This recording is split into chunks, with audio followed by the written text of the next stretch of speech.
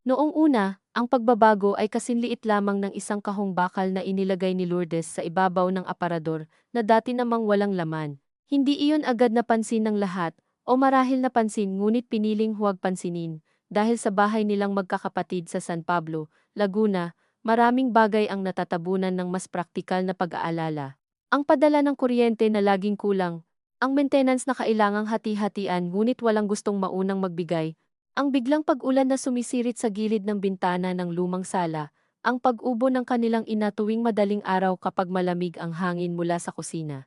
Ngunit napansin iyon ni Regina, ang panganay, nang umakyat siya upang maghanap ng lumang kumot na pwedeng ipagamit sa kanyang anak na mag-overnight sana sa bahay ng kaklase. Hindi niya binuksan ang kahon, hindi rin niya hinipo. Tinitigan lamang niya ang maliit na padlock nito at ang paraan ng pagkakapatong, maingat, halos magalang, na para bang ang laman ay hindi salapi o papeles kundi isang bagay na dapat kausapin ng mahina.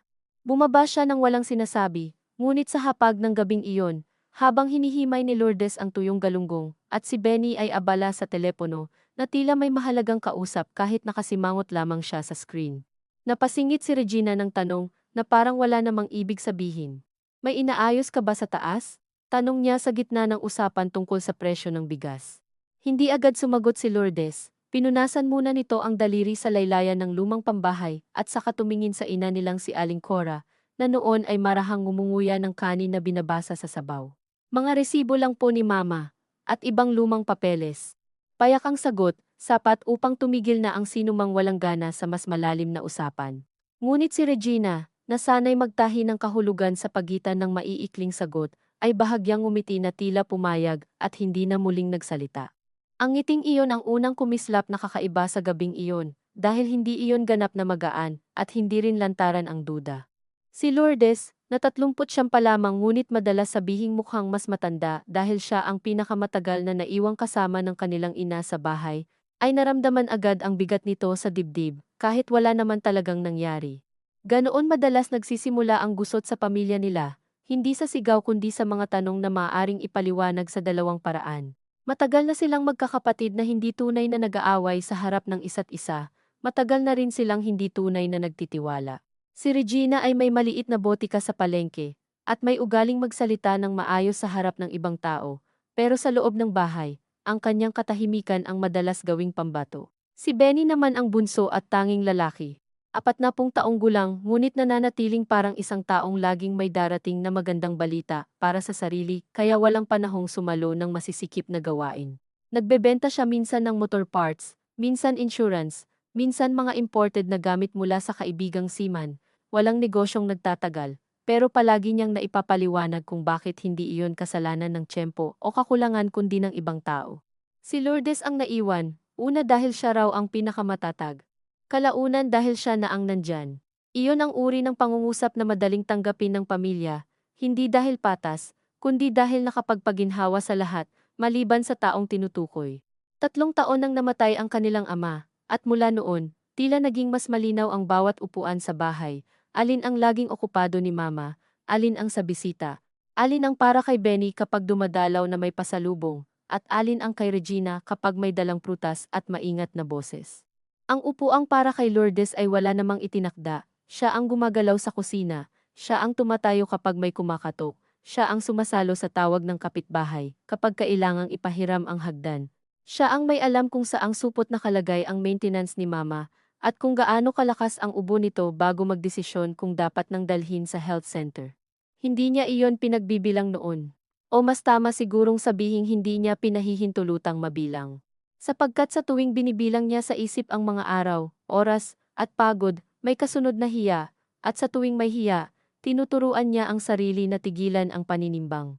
Ngunit nitong mga nakaraang buwan, may mga pagkakataong kahit hindi niya gustuhin ay naiipon ang pakiramdam na may kung anong nililihis sa loob ng bahay. Ang paraan ni Regina kung tanungin si Mama kung nakainom na ito ng gamot, na para bang ina-assess din kung totoo bang inaalagaan siya ng maayos. Ang paraan ni Benny kung magbiro na ikaw na talaga ang mayor dito sa bahay, na laging may kunting tawa ngunit may nakatagong tusok. Ang madalas nilang pag-uusap tungkol sa lupa sa Calauan, na hindi naman malaking hasyenda kundi 3,000 ilang metro lamang, na dating taniman ng kanilang ama ng lansones at rambutan. Ngayoy halos pinababayaan na at panapanahong kinakamkam ng damo. Noong nabubuhay pa ang ama nila, hindi iyon malaking usapin. Pangkapit lang yan, lagi nitong sabi. Huwag niyong gawing dahilan para masira ang dugo. Ngunit ang dugo, na sinasabi ng matatanda na hindi nalalabnaw, ay may kakaibang ugali sa kanila, hindi man numinipis, natutong manigas sa mga lugar na paulit-ulit na susugatan. Noong linggo ring iyon, makalipas ang hapunan, narinig ni Lourdes ang mahinang pag-uusap ni Regina at Benny sa may bakuran habang nagsasampay siya ng huling tuwalya. Hindi niya sadya na marinig, maliit lamang ang pagitan ng kusina at likod bahay, at ang boses ni Benny ay may ugaling lumusot sa pagitan ng hangin at kulambo. Hindi ko sinasabing may masama, sabi nito, pero bakit kailangang may kandado, bahay naman to. Sumagot si Regina sa tonong mahinahon na mas nakapagpapakaba, dahil hindi mo alam kung saan tutungo. Hindi masama ang mag-ingat, ang masama, kung may dahilan para magtago. Tumigil si Lourdes sa pagsampay. Sandali niyang tinitigan ang basang gilid ng tuwalya sa kanyang kamay, madali para sa isang tao na umubo. Lumakad palabas, o kalampagin ang timba upang ipaalam na naroon siya, at nang huminto ang usapan, pero wala siyang ginawa. Hindi dahil gusto niyang makinig, kundi dahil bigla niyang naramdaman ang pagod. Yaong pagod na hindi lang galing sa katawan kundi sa walang katapusang pagpili kung kailan ba dapat magsalita at kailan dapat magpanggap na hindi apektado. Kaya narinig niya pa si Benny, baka pinapapirma si Mama, hindi natin alam. Malamig ang pakiramdam na dumaan sa batok ni Lourdes. Hindi dahil naniniwala siyang malala agad ang ibinibintang, kundi dahil sa bilis ng isip ng kapatid niya na tumalon sa ganoong hinala na para bang matagal na itong nakahanda. Huwag mo munang isipin yan, sabi ni Regina. Ngunit wala ring tunay na pagtanggi sa boses nito.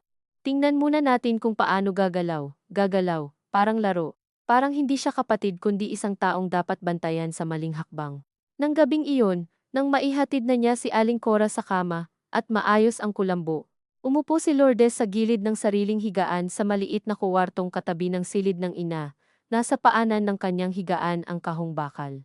Sa loob noon ay mga resibo nga, ilang xerox ng titulo ng lupa sa Kalawan, tax declarations, ang lumang notebook ng ama nila na may sulat kamay tungkol sa inutang ni Benny 10 taon, na ang nakaraan para sa pinagsimula ang auto supply, at ang perang ipinangako raw na ibabalik pag lumuwag.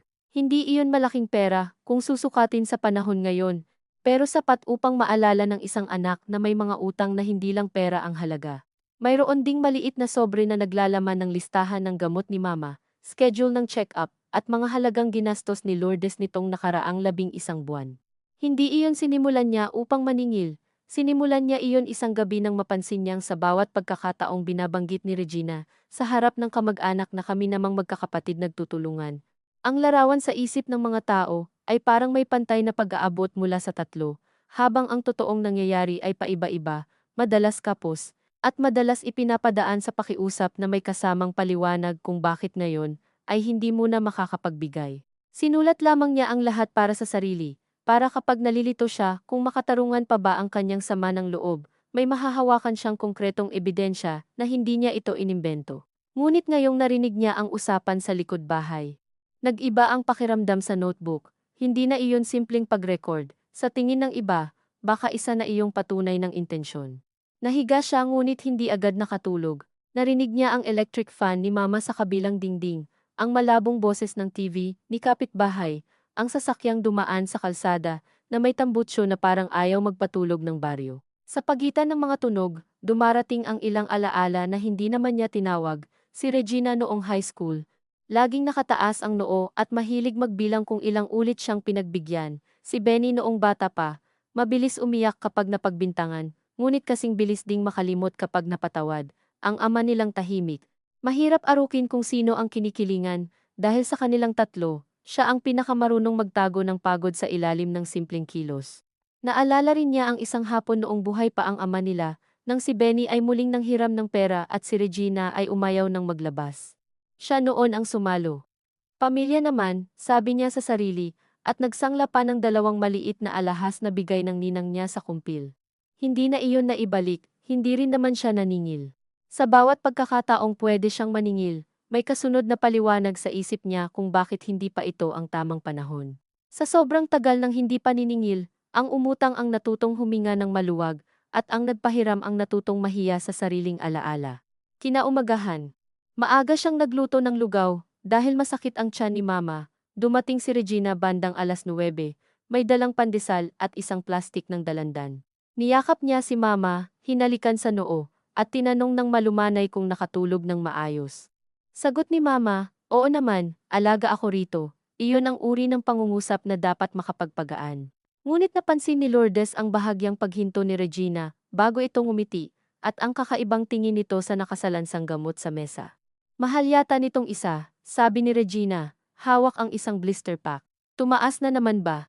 Oo, sagot ni Lourdes. Pero ito na yung pinalit sa dati, mas hiyang siya rito, tumango si Regina at inilabas ang wallet. Magkano na ba lahat nitong buwan? Maaaring normal lamang ang tanong na iyon, sa ibang pamilya, tiyak normal nga. Ngunit sa kanila, ang tanong na may kinalaman sa pera ay bihirang manatiling tanong, laging may kasama itong paglalagay ng timbang sa mesa. Bago pa makasagot si Lourdes, sumingit si Mama, huwag mo na bilangin sa harap ko, nahihiya ako. Natahimik sila sandali, si Regina ang unang bumawi. Hindi naman po sa ganon ma, para alam lang natin. Ang natin na iyon ay bahagyang dumikit sa tainga ni Lourdes. Marahil dahil matagal na siyang hindi sigurado kung sino ba talaga ang kasama sa tayo kapag usapang gastos na. Sinabi niya ang halagang pinagsama-sama ng gamot, check-up, at ilang grocery na kailangang piliin para sa diet ni Mama. Hindi naman eksaherado ang reaksyon ni Regina, ngunit may bahagyang pag-angat ng kilay. Ganito na pala kalaki. 3 buwan na rin kasing may dagdag na labs, sagot ni Lourdes. At yung pads, oo nga. Muli, payak ang sagot ngunit may naiwang maliliit na tinik sa pagitan. Maya-maya, dumating si Benny na nakamotor, naka-shades kahit maulap. May dala siyang manggang hinog at kaunting ingay mula sa kalsada. Pumasok siyang may sigla na tila galing sa isang lugar na mas maaliwalas kaysa sa bahay nilang iyon. Pagkatapos magkumusta, kumain ng 2 pandesal, at magkwento ng kung sinong kakilala niyang bibili raw ng second-hand pick-up, na ipasok din niya ang usapan sa pera ng hindi halata. Kung tuloy-tuloy na ganyan ang gastos, dapat maayos na natin yung sa kalauan, sabi niya. Sayang nakatiwangwang, kahit ipalis man lang. Hindi agad sumagot si Lourdes dahil ayaw niyang gawing tulay ang karamdaman ni Mama papunta sa lupa. Pero si Regina ang sumagot. Matagal ko nang sinasabi yan. Bakit hindi matuloy-tuloy? Tanong ni Benny, ngunit hindi kay Regina nakatingin kundi kay Lourdes. May mga tanong na hindi naman talaga tanong. Paraan lamang iyon upang ilagay sa gitna ang isang tao at pagmasdan kung paano siya gagalaw. Kasi hindi naman basta-basta, sagot ni Lourdes. Kailangan linawin muna ang mga papeles. At may utang pa sa amilyar. May kopya ka naman yata ng papeles, sabi ni Benny, kaswal ang boses. Nasayo halos lahat, di ba? Doon naramdaman ni Lourdes ang unang malinaw na pagkipot ng hangin sa araw na iyon. Hindi dahil kasinungalingan ang sinabi, kundi dahil sa paraan ng paglalatag nito, na para bang ang pagkakaroon niya ng mga dokumento ay posisyon, hindi responsibilidad. Nasa akin kasi ako ang hinahanap kapag may kailangan. Sabi niya, kung gusto nyo, tingnan natin mamaya. Tumango si Regina. Oo, tingnan natin mamaya. Walang pagtutol, walang init, ngunit naramdaman ni Lourdes na mula sa munting kahong bakal, umabot na sa buong sala ang anino ng kandado. Nang magtanghali at nakatulog si Mama, pagkatapos inumin ang gamot, umakyat silang tatlo sa dating kwarto ng kanilang ama, na ngayoy imbakan na ng lumang kabinet, school projects ng mga pamangkin, at kartong may amoy alikabok, at lumang papel. Kinuha ni Lourdes ang kahon at inilapag sa lamesita. Masyadong malakas ang tunog ng metal sa kahoy, para sa isang bagay na sinasabing puro resibo lamang. Binuksan niya ang kandado at isa-isang inilatag ang mga papeles. Nandoon ang xerox ng titulo, tax declaration, resibo ng amilyar na hindi kumpleto ang bayad, notebook ng ama nila, at ang kanyang listahan ng gastos. Tahimik ang dalawa habang tumitingin. Si Regina ang unang dumampot sa notebook. Ano to? Sulat ni Papa, sagot ni Lourdes. Mga inabot niyang pera noon. At mga dapat asikasuhin sa lupa. Mga inabot, tanong ni Benny. Parang accounting naman. Humalakhak siya ng mahina. Iyong tawang parang gustong gawing biro ang isang bagay para hindi ito maging buong-buong problema. Ngunit nang mapunta sa pahina na may pangalan niya at katabing halaga, huminto ang tawa. Luma na yan sabi niya. Pinag-uusapan pa ba yan? Hindi sumagot agad si Lourdes, sa totoo lang, hindi niya binalak ipakita ang notebook na iyon. Nadala lang ng takot at pagmamadali. Sa loob ng maraming taon, Ang pinakamatinding kasinungalingang inaalagaan ng pamilya nila ay ang pagpapanggap na ang mga lumang tampo ay hindi na umiiral basta't hindi binabanggit. Ngunit may mga alaala na hindi nawawala sa hindi pagbanggit, lumilipat lamang ng pwesto at nagiging ugali, tono, o paraan ng pag-upo sa iisang hapag. Hindi ko naman sinabing singilin ka, wika niya sa wakas, nandyan lang yan. Eh bakit kailangan pang itago sa kahon na may kandado? Mabilis na sagot ni Benny, hindi ko tinatago. Iniingatan ko. Pareho lang yun minsan, sabi ni Regina, mahina ngunit malinaw, lumipat ang tingin ni Lourdes sa kanya. Sa unang pagkakataon sa araw na iyon, hayag ang pagod sa mukha ni Regina, at may kung anong nakahandang paliwanag sa likod ng mga mata nito, na para bang matagal na rin itong may dinadala. Ano bang iniisip nyo? Tanong ni Lourdes. Diretsuhin nyo na. Wala sa boses niya ang sigaw, mas mapanganib pa nga ang pagkakabigkas, dahil napakalapit nito sa pagsusumamo, nang hindi tunay na nagsusumamo, si Benny ang unang nagsalita. Ikaw ang kasama ni Mama araw-araw. Ikaw ang may hawak ng papeles. Ikaw ang may listahan ng gastos. Malamang iisipin namin na may balak kang unahan kami. Unahan sa ano? Sa desisyon. Sa lupa. Sa bahay. Sa kung anong pwedeng pirmahan ni Mama. Napangiti si Lourdes, ngunit hindi iyon saya. Ganon kababa agad ang tingin niyo sa akin. Hindi mababa, sabi ni Regina, pero hindi rin kami bulag. Sandaling kumirot ang sentido ni Lourdes, hindi dahil may bagong nalaman kundi dahil sa kalinawan ng pagkasabi. Ang mga bagay na dati nararamdaman lamang sa paligid ng boses at kilos, ngayon ay may laman ng salita, hindi na siya makapagtatago sa pag-aakalang baka siya lang ang sensitibo. At kayo? Tanong niya, tumingin muna kay Benny saka kay Regina. Ano bang tingin niyo sa ginagawa niyo nitong mga taon? Na dumating kapag may oras, magbigay kapag kaya, magdesisyon kapag convenient, tapos ako yung kailangang patunayan na malinis. Namutla si Benny, hindi dahil sa hiya kundi dahil ayaw niyang mawalan ng kontrol ang eksena. Huwag mong ipamukha na ikaw lang ang may ambag. Hindi ko ipinapamukha, sagot niya. Pinapakinggan niyo lang kasi ngayon. Suminghap si Regina, saka ibinaba ang notebook. Alam mo kung ano ang problema sa'yo. Lourdes, lagi mong sinasabing okay lang. Lagi mong ina ako. Tapos kapag may usapan na tungkol sa hatian o papeles, biglang lalabas na ang dami mo palang kinikimkim. Tinamaan siya roon dahil may bahagi iyang totoo. At ang totoo, kapag ibinigay ng kapatid, ay mas masakit tanggihan. Ngunit ang totoo ring iyon ay hindi sapat upang gawing mali ang kanyang pagod. Kasi kapag hindi ko inako, sino? Tanong niya. Ikaw ba? Ikaw, Benny? Pwede ka namang magsabi, sabi ni Regina. Magsabi. Natawa si Lourdes, maikli at tuyot. Kapag nagsasabi ako, ang sagot niyo lagi may dahilan, may tuition, may puhunan, may bayarin sa tindahan, may bibiyahe, may kausap, may darating. Hanggang sa ako na ang nahihiyang mag-follow up. Natahimik silang tatlo, mula sa bintana, naririnig ang mahinang tilaok ng tandang sa kabilang bakuran at ang ingay ng tricycle sa kalsada. Napakaliit ng mga tunog sa labas, kumpara sa kipot sa loob ng kuwarto. Sa katahimikang iyon, si Regina ang marahang naupo sa gilid ng lumang kama. May nagsabi sa akin, Aniya, hindi tumitingin, na balak mo raw ipatransfer kay Mama sa pangalan mo ang bahay para mas madali raw ang pag-aasikaso kung sakaling. Hindi niya tinapos. Hindi na kailangang tapusin, sapat na ang kung sakali para lumalim ang mukha ng bawat isa. Sino? Tanong ni Lourdes. Hindi mahalaga. Mahalaga. Si Tita Nena. Napapikit si Lourdes. Si Tita Nena. Kapatid ng ama nilang mahilig dumalaw kapag may okasyon o may nabalitaang may tensyon, ay kabilang sa mga taong hindi direktang nagsisinungaling. Mas gusto nitong magsaboy ng kalahating totoo, hanggang ang mga tao na mismo ang magdugtong. At naniwala ka? Tanong niya kay Regina. Hindi buo, sagot nito, pero hindi ko rin pwedeng ipagwalang bahala. Kaya pala, iyon lamang ang nasabi ni Lourdes. Parang biglang lumiwanag ang ilang maliliit na kilos ng mga nakaraang linggo, ang madalas na pagtawag ni Regina kay Mama, ang tanong ni Benny kung nasaan ang mga original na papeles, ang biro nito tungkol sa mayor ng bahay, hindi pala iyon basta pag-usisa. May kwento nang naitanim sa paligid niya at hindi man niya narinig ang pagtubo, naroon na ang mga dahon, wala akong pinapalipat, sabi niya, maingat. May pinagtanungan ako noon sa munisipyo kung paano mas madaling asikasuhin ang amilyar kapag matanda na ang owner at hindi makabiyahe, hanggang doon lang. Bakit hindi mo sinabi sa amin? Tanong ni Benny, sabik na nakahanap ng butas.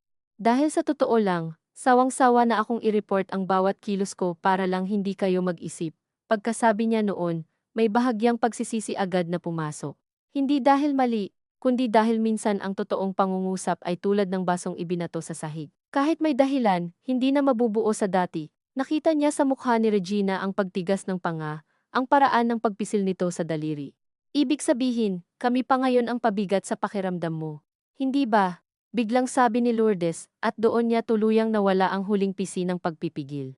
Tuwing may kailangang bayaran, kailangang intindihin ko kayo. Tuwing may desisyon, kailangang isama ko kayo.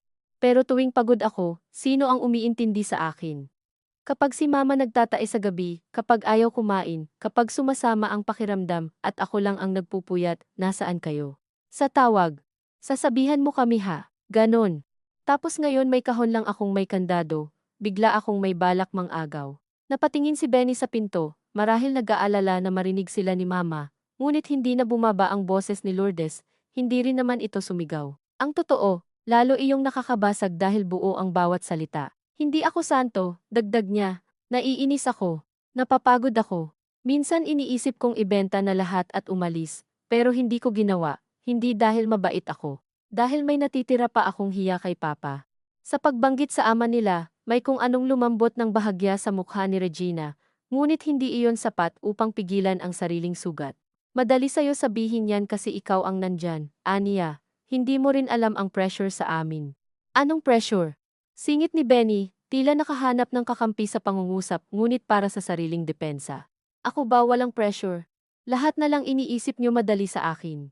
Napalingon si Lourdes sa kanya, at sa isang iglap, bumalik sa kanya ang dating damdamin noong bata pa sila, ang kakaibang pangangailangang unahin lagi ang emosyon ng bunso, dahil siya ang unang umiiyak, unang napapagalitan, unang sinasabihang, hayaan mo na. Ngunit matagal na silang hindi bata. Benny, sabi niya, pagod na pagod, ilang beses ka nang nangako kay Papa noon na babawi ka. Ilang beses mo nang sinabi sa amin na tutulungan mong ayusin ang lupa. Ni minsan hindi mo nga pinuntahan ng ikaw lang. Umigting ang mukha ni Benny. So ito na naman tayo sa mga luma. Dahil hindi naman sila tapos, mahabang katahimikan ang sumunod. Bumaba mula sa kisame ang alikabok na nagagalaw ng electric fan. Sa baba, may humuni ang takure. Walang gustong gumalaw. Sa loob ng ilang segundo, para silang tatlong estranghero na pinilit tumingin sa iisang salamin at hindi matanggap kung ano ang nakikita. Si Regina ang unang tumayo, hindi tayo matatapos ngayon, sabi niya. Pero mula ngayon, dapat malinaw ang lahat, lahat ng papeles, lahat ng gastos, lahat ng usapan tungkol sa lupa at bahay, kailangang sabay-sabay. Fine, sagot ni Lourdes. Gusto ko rin naman yun. Ngunit alam niyang ang salitang iyon ay hindi kasimple ng tunog nito. Ang malinaw na hinihingi nila ay hindi talaga kalinawan. Ito ay paraan upang mabawasan ang takot na may mauunahan. At sa ganitong uri ng pamilya, kapag ang tiwala ay napalitan ng pagbabantay, kahit ang transparency ay nagiging anyo lang ng mas maayos na hinala. Bumaba silang tatlo na bitbit ang mga papel.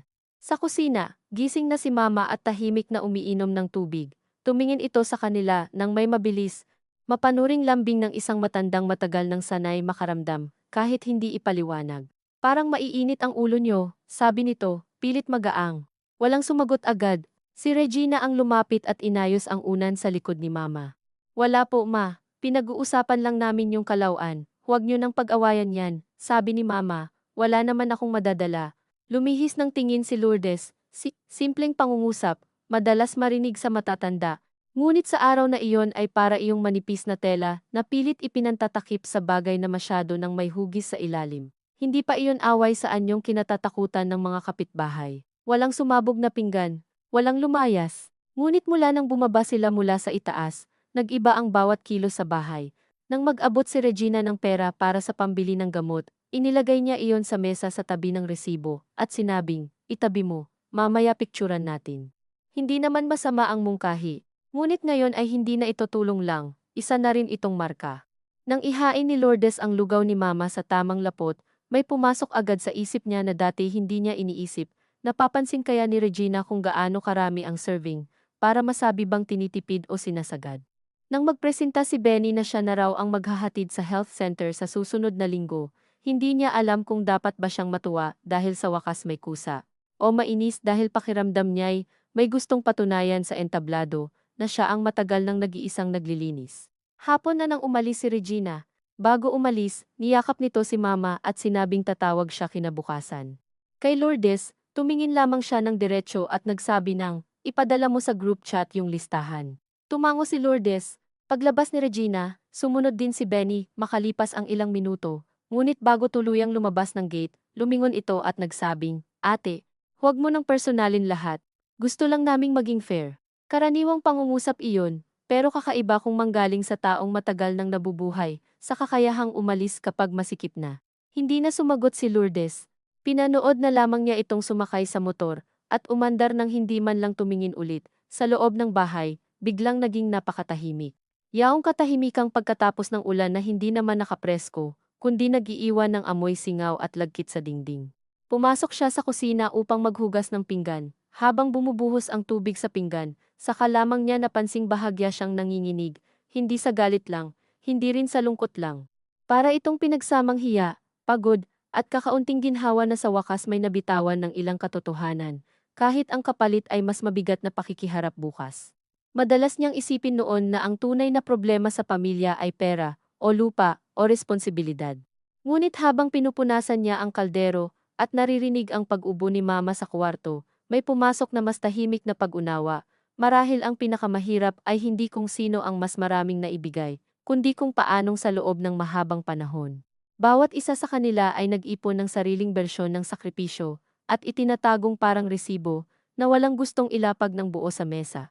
At kapag ang mga resibong iyon ay sabay-sabay sumilip, wala nang simple. Kinagabihan.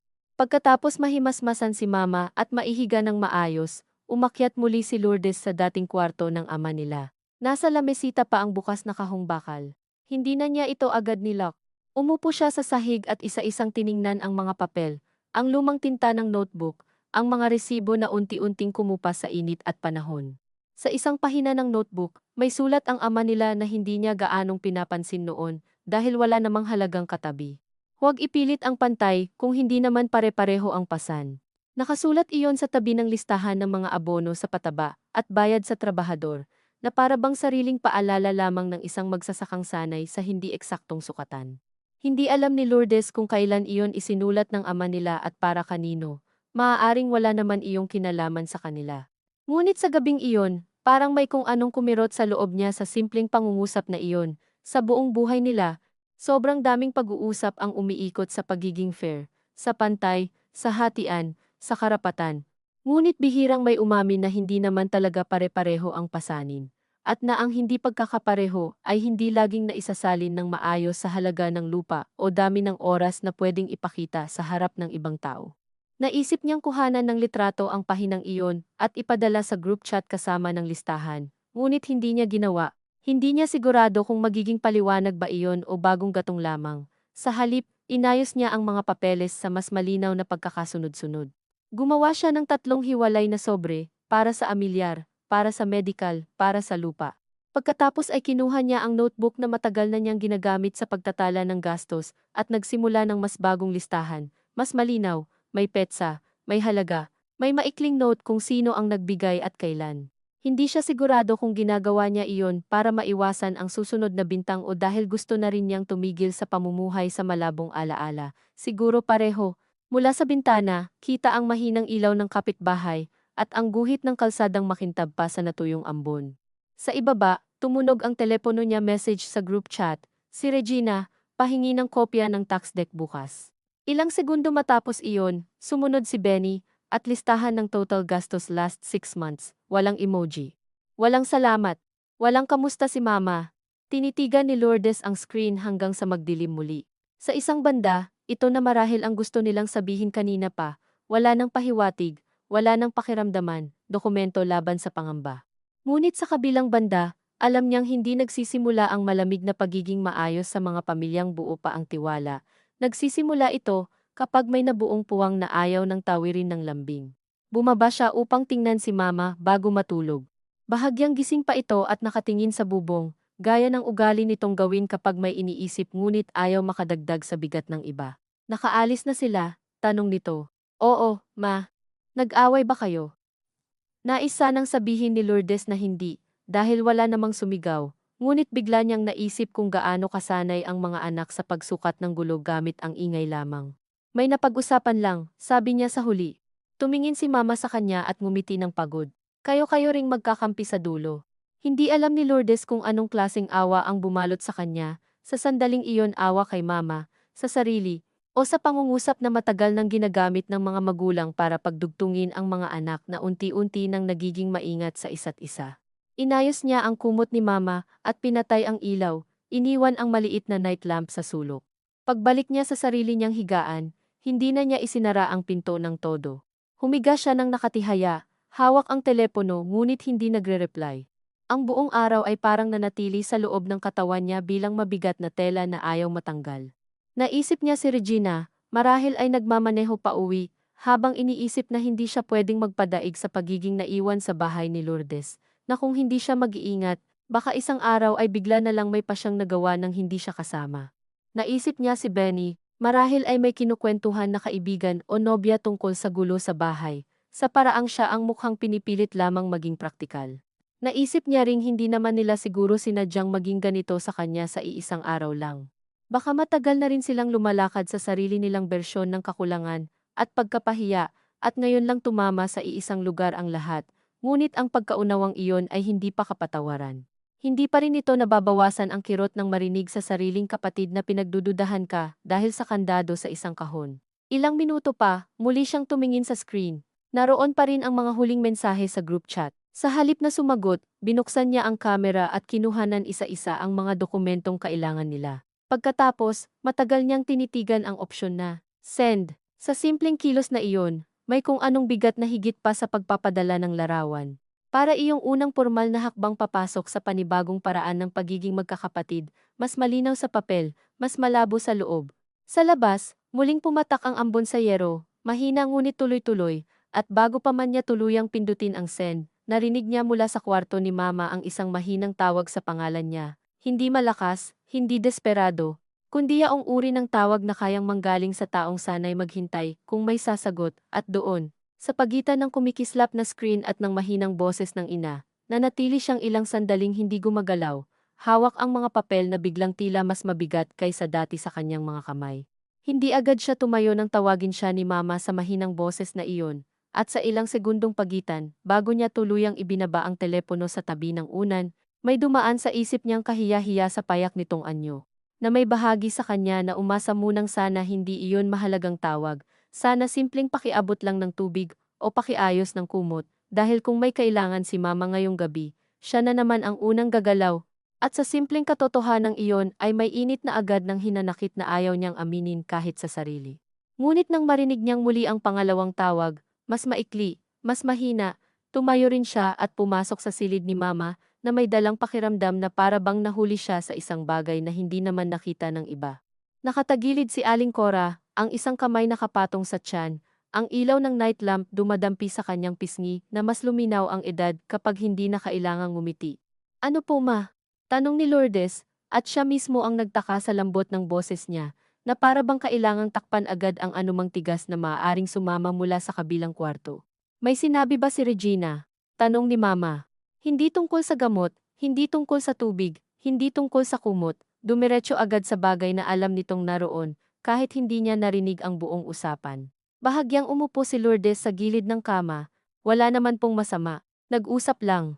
Kapag ang magkakapatid nagsabing nag-usap lang, ibig sabihin may hindi na pagkasunduan, sagot ni Mama, at bagaman mahina ang boses nito, naroon pa rin ang dating pagkamapagmasid na noong bata pa sila, ay sapat na upang matukoy kung sino ang may kasalanan sa pagkabasag ng baso, kahit hindi umiimik ang sinuman. Napangiti si Lourdes ng kaunti, ngunit hindi niya maitawid iyon sa ginhawa.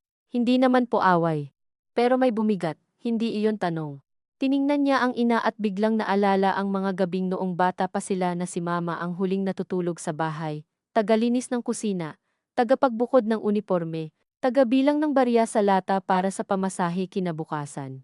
Noon, tila natural lamang na may isang taong mas nakakaalam kung saan nanggagaling ang pagod ng lahat. Ngayong matanda na ito at mas kaunti na ang lakas, may kakaibang hiya sa pag-amin na hanggang ngayon ay ito pa rin ang unang nakakadama kapag may nasisira sa pagitan nila.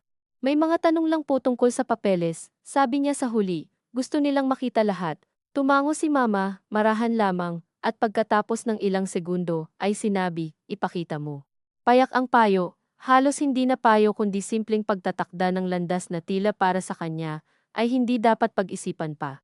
Ngunit sa loob ni Lourdes, ang dalawang salitang iyon ay kumiskis sa lugar na mas masakit kaysa sa galit. Ipinakita ko na po kanina, sagot niya. Lahat? Halos. Hindi niya alam kung bakit pinili pa niyang huwag sabihing oo. Marahil dahil sa pagod, marahil dahil gusto niyang panatilihin ang maliit na karapatang pumili ng oras at paraan, o marahil dahil sa harap ni Mama ay ayaw niyang magpanggap na mas payapa ang lahat kaysa sa totoo. Bahagyang ipinikit ni Mama ang mga mata, saka muling nagbukas.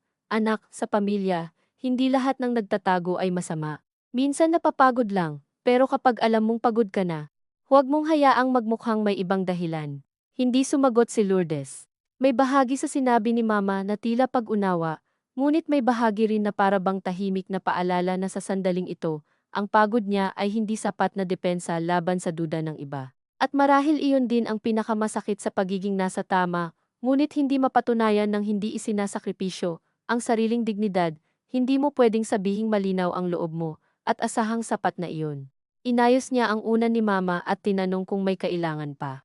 Umiling ito, bago siya lumabas, muli siyang tinawag ng ina. Lourdes, lumingon siya. Huwag mong paunahan ang sama ng loob.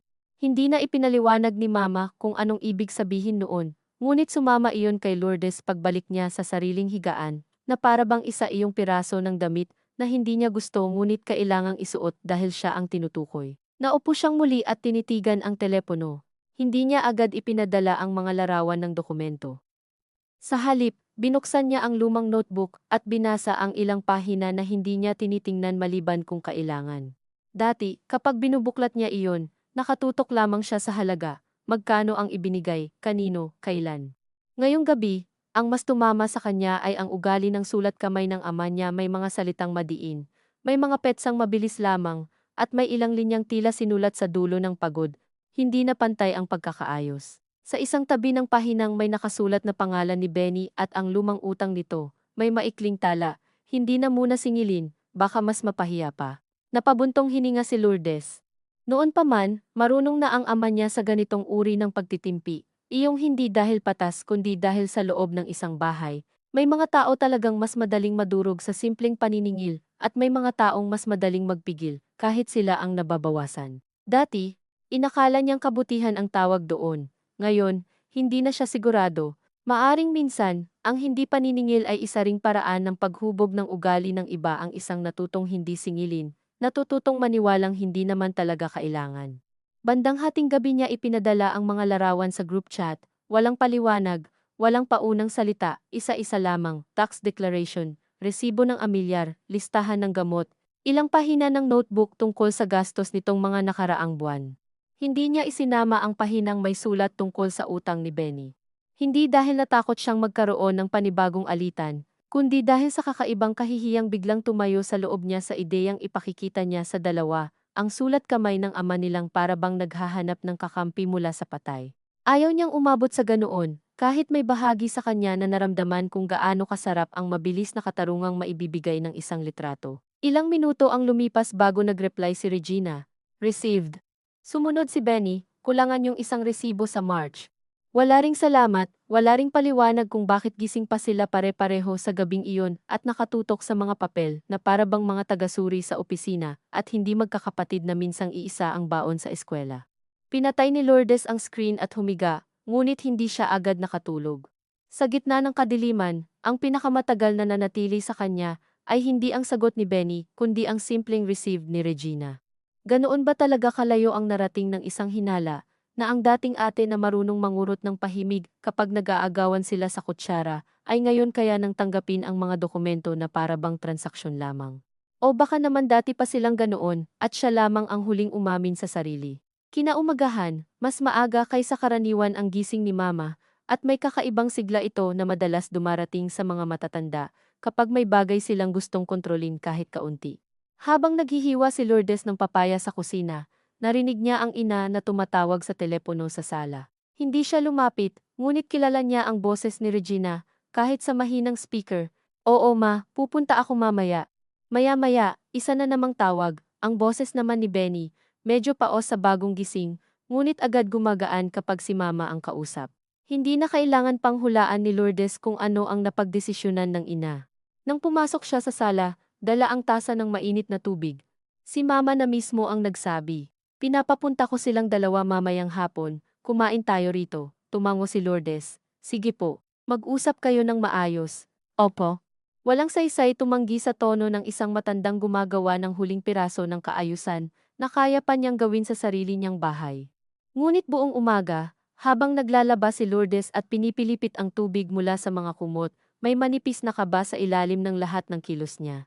Hindi kaba sa pagsigaw o eskandalo, kilala na niya ang mga kapatid niya, at hindi sila ganoon. Ang kaba niya ay nasa mas tahimik na posibilidad na ngayong nailapag na sa mesa ang pagdududa, hindi na ito babalik sa dating hindi binabanggit. Mag-uusap sila ng maayos, oo, ngunit ang kaayusan na hinihingi ni Mama ay maaaring hindi kapareho ng kaayusan na naiisip ng bawat isa sa kanila. Baka para kay Regina, ang maayos ay malinaw ang hahatiin. Para kay Benny, ang maayos ay walang sinumang magmumukhang talo. Para kay Lourdes, hindi na niya alam.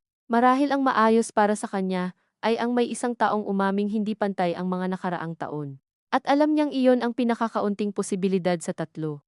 Dumating si Regina bandang alauna, may dalang ulam mula sa karinderya at isang supot ng ubas na lagi nitong binibili para kay Mama kapag gusto nitong magpakitang maalaga sa paraang hindi aakusahang sentimental. Si Benny ay sumunod makalipas ang 30 minuto, pawisan, may dalang soft drinks at pandesal na halatang binili sa daan at hindi pinag-isipan. Kumain sila sa hapag na pinahaba ni Lourdes gamit ang lumang tiklop na mesa. Naroon si Mama sa dulo, si Regina sa kanan, si Benny sa kaliwa, at si Lourdes ang tumatayo-tayo para mag-abot ng plato, sabaw, tubig. Ilang beses siyang pinaupo ni Mama, at sa ikatlong ulit saka lamang siya naupo. Ang simpleng tagpong iyon, na sa ibang pamilya ay walang ibig sabihin. Sa kanila ay tila maikling pagsasadula ng mga tungkuling matagal nang kumapit sa katawan, ang ina sa dulo, ang mga anak na pumupunta. At ang isang anak na hindi makaupo ng matagal dahil siya ang sanay tumanggap ng puwang, na hindi naman talaga ibinigay kundi unti-unting inako.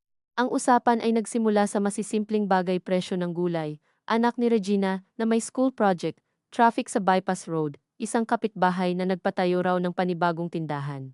Ngunit kahit sa mga ordinaryong paksang iyon, may pakiramdam si Lourdes na lahat sila ay nakikinig, hindi sa sinasabi kundi sa hindi sinasabi. Kapag tumatawa si Benny, tila sinusubukan nitong ibalik ang pakiramdam na normal ang lahat. Kapag nagkukwento si Regina tungkol sa butika, tila may sinasadyang disiplina sa boses, na para bang ipinapakita niyang kaya niyang maging mahinahon anuman ang ibato sa usapan. Si Mama, na marahil nakaramdam din sa tensyon, ay mas madalas magsalita kaysa karaniwan. Pinagsasama-sama ang maliliit na alaala tungkol sa ama nila, sa dating tindahan sa palengke, sa lumang puno ng rambutan sa Calauan. Doon unang napunta ang usapan sa lupa ng hindi sadya, ngunit hindi rin aksidente. "Naalala niyo noong bata pa kayo," sabi ni Mama habang dahan-dahang ngumunguya, "kayong tatlo yung nag-aagawan kung sino sasama kay Papa sa Calauan kasi may baong saging na saba pagbalik." Ngumiti si Regina. Si Benny naman laging sumasama, kahit matutulog lang sa kubo. "Bata pa ako noon," sagot ni Benny, napangiti rin. "Tsaka si Ate Lourdes lang naman talaga marunong mag-ikot sa taniman." "Ikaw ang mahilig maligaw," sabi ni Lourdes bago pa niya mapigilan ang sarili. Maliit na biro lamang sana iyon, at sa unang 2 segundo ay parang ang gumaan ng bahagya ang hangin sa lamesa. Ngunit pagkatapos noyon ay may dumating na katahimikang hindi naman mabigat agad, bagkus marahang nagpapaalala na anumang gaan ng tawa ay kailangang tumbasan ng pag-iingat. Si Mama ang muling nagsalita, "Kung anuman ang balak niyo sa Calauan, huwag niyong unahan ang samaan ng loob." Natahimik silang lahat. Wala nang mas mahusay na sandali para ilabas ang tunay na dahilan ng pagtitipong iyon, at marahil iyon din ang dahilan kung bakit walang agad na nagsalita. Si Regina ang unang naglagay ng baso sa mesa. "Ma, hindi po kami nag-aaway. Gusto lang naming malinaw kung paano haharapin ang mga gastusin at yung lupa. At yung bahay," sabi ni Benny. Hindi niya sinabi iyon ng may diin, ngunit tumingin siya kay Lourdes pagkatapos, at sapat na iyon upang mapansin ng lahat ang salitang idinagdag niya. "Bahay," ulit ni Mama. "Bakit may bahay?" "Wala po," mabilis na sabi ni Lourdes. "Sabi ko na po sa inyo kahapon, papeles lang ang pinag-uusapan." Ngunit si Mama ay hindi na bata para madaling mailihis kapag napili na nitong sundan ang isang butas sa usapan. Bakit may bahay? Ulit nito, ngayon ay mas malinaw. Nagkatinginan sina Regina at Benny, at sa saglit na iyon ay nakita ni Lourdes ang bagay na lalong nakapagpasikip sa dibdib niya, kaysa sa duda ng mga kapatid. Ang dali nilang makatingin sa isa't isa, kapag kailangang magpasya kung sino ang magsasalita, samantalang siya ang karaniwang natitirang humaharap mag-isa sa loob ng bahay. May narinig lang po kami, sabi ni Regina sa wakas. Na may pinagtatanungan si Lourdes tungkol sa pagpapatransfer o kung ano ang mas madaling ayusin kapag matanda na ang may-ari. Pinagtanungan ko po kung paano magbayad ng amilyar kapag hindi makabiyahe ang may-ari, sabi ni Lourdes, hindi ko po pinapalipat. Tahimik si Mama, hindi ito nagulat gaya ng inaasahan ni Lourdes, bagkus para bang may sinusukat lamang sa loob. Sino ang nagsabi sa inyo? Tanong nito kina Regina. Si Nena po. Kumunot ang noo ni Mama. Hindi nang gagalaiti kundi napapagod. Maraming alam yang sinena sa buhay ng iba, dapat sana'y gumaan ang pakiramdam ni Lourdes sa bahagyang pagtatanggol na iyon. Ngunit ang susunod na sinabi ni Mama ay tumama sa ibang lugar. Pero bakit ka nagtanong nang hindi sinasabi sa kanila?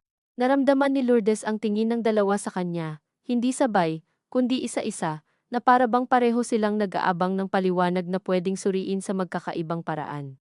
Dahil ako po ang humaharap sa munisipyo kapag may bayarin, sagot niya, at dahil sa totoo lang, wala naman pong nakakapunta agad kapag may kailangang asikasuhin.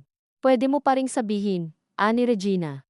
Hindi lahat kailangang ipaalam bago gawin, sabi niya, mas malamig kaysa balak niya, kapag simpleng tanong sa proseso lang naman. Iyan na nga, singit ni Benny, sayo simpleng tanong, sa amin maaring unang hakbang na pala sa mas malaki. Anong mas malaki? Huwag mo kaming paikutin, ate.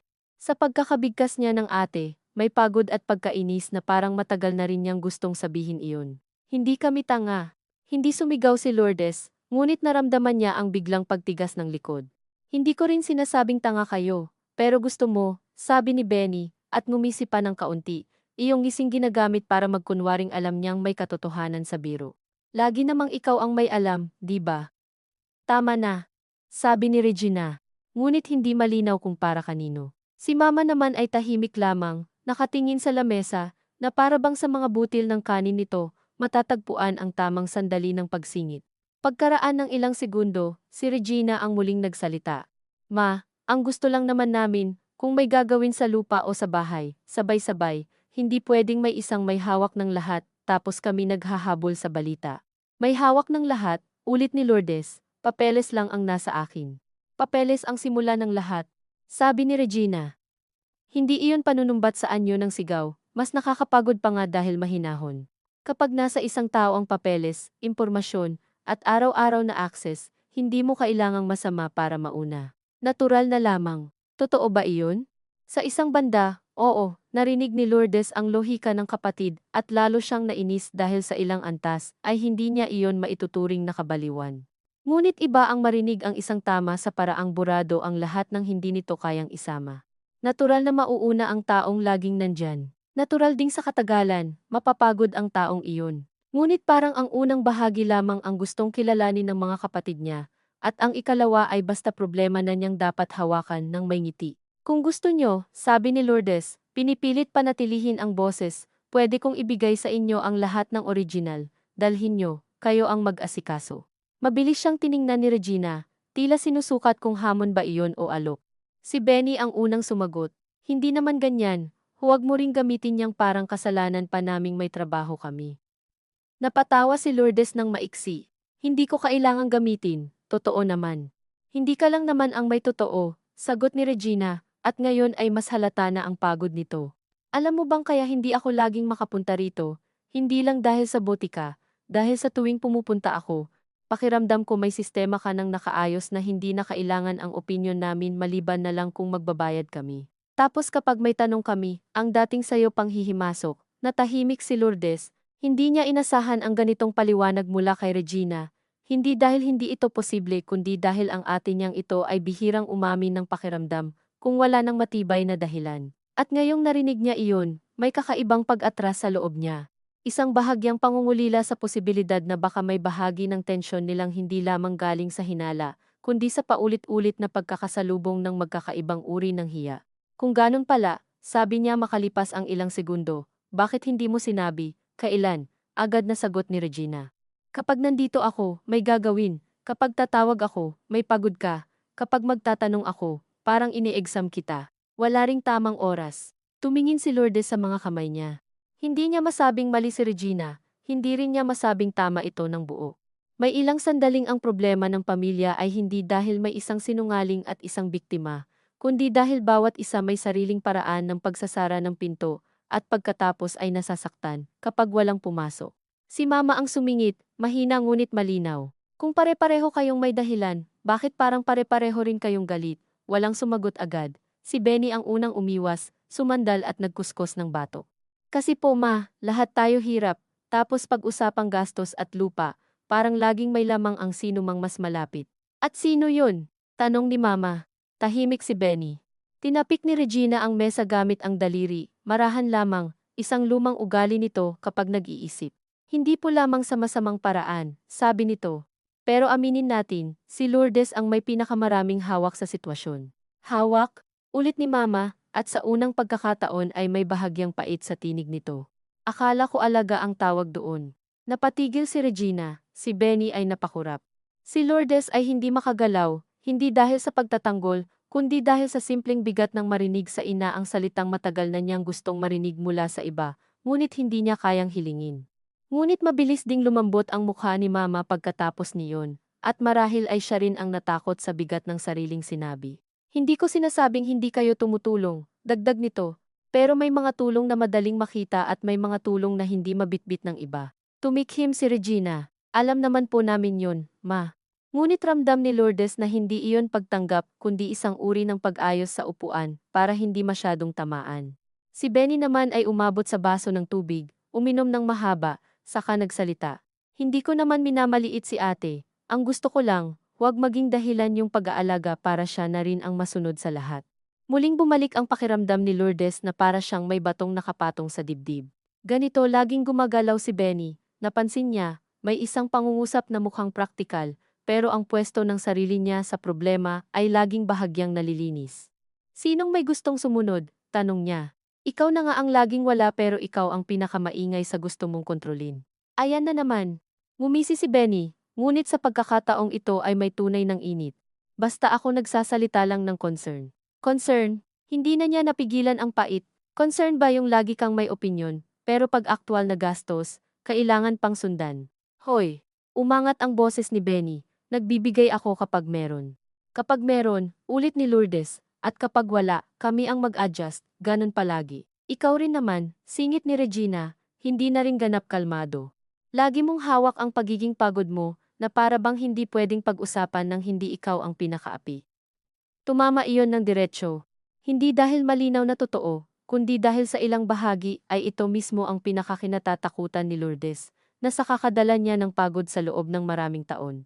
Ang bawat pagtatanggol sa sarili ay magmumukhang paghahabla. Tumayo siya upang kunin ang mga plato, ngunit pinigilan siya ni Mama sa isang tingin. Umupo ka. Naupo siya.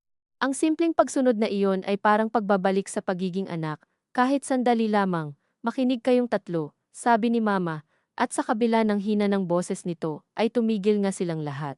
Hindi ko gusto ang ganitong usapan, pero mas ayoko ng usapang nagkikimkim.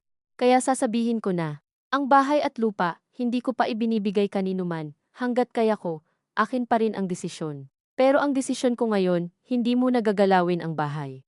Ang lupa, pwedeng asikasuhin ang amilyar at kung may gustong umupa, pag-usapan ninyo, hindi bentahan agad, hindi rin patagong lakad. At tungkol sa gastos ko, huwag nyo nang gawing dahilan para magbilangan ng pagmamahal. Pagkatapos niyon ay napahinto ito, upang huminga, mabilis na tumayo si Lourdes, upang abutan ng tubig, at sa pagkakataong iyon ay walang tumutol si Regina o Benny sa likas na kilos niya. Nainom ni Mama ang kaunti at nagpatuloy.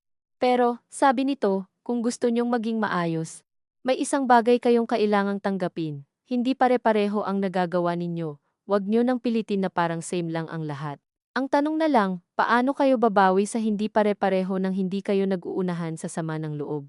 Matagal ang katahimikan pagkatapos noyon. Hindi nito inayos ang lahat. Hindi nito binura ang hinala. Ngunit may nabuksang puwang na hindi na basta maitatanggi ng kahit sino.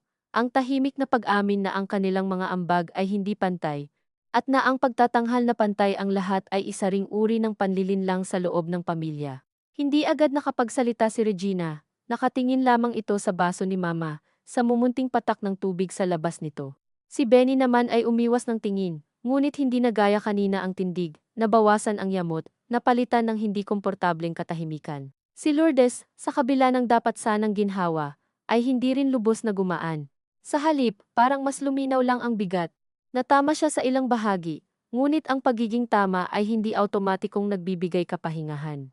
May mga tamang bagay na kapag narinig mo na mula sa mismong pinoprotektahan mo, mas lalo ka pang napapagod dahil wala ka ng dahilan para magpanggap na simpleng misunderstanding lang ito. Si Regina ang unang nagbawi. Sige, sabi nito sa wakas, mabagal ang bawat salita. Kung gaano, gumawa tayo ng malinaw, hati sa monthly. At may schedule kung sino sasama sa check-up ni Mama kapag may labs o kailangang pumunta sa munisipyo. Tumingin siya kay Lourdes. Hindi para bantayan ka, para hindi rin ikaw lang. Napatingin si Lourdes sa kanya, naghahanap kung may pagtatanggol o simpleng pag-aayos lamang, mahirap tukuyin. Ngunit sa tono nito, may naroon na kahit kaunting paglayo mula sa akusasyon ng nakaraang gabi. Pwede, sagot niya. Pero hindi rin laging masusunod ang schedule. Oo naman, ani Regina. At least may baseline.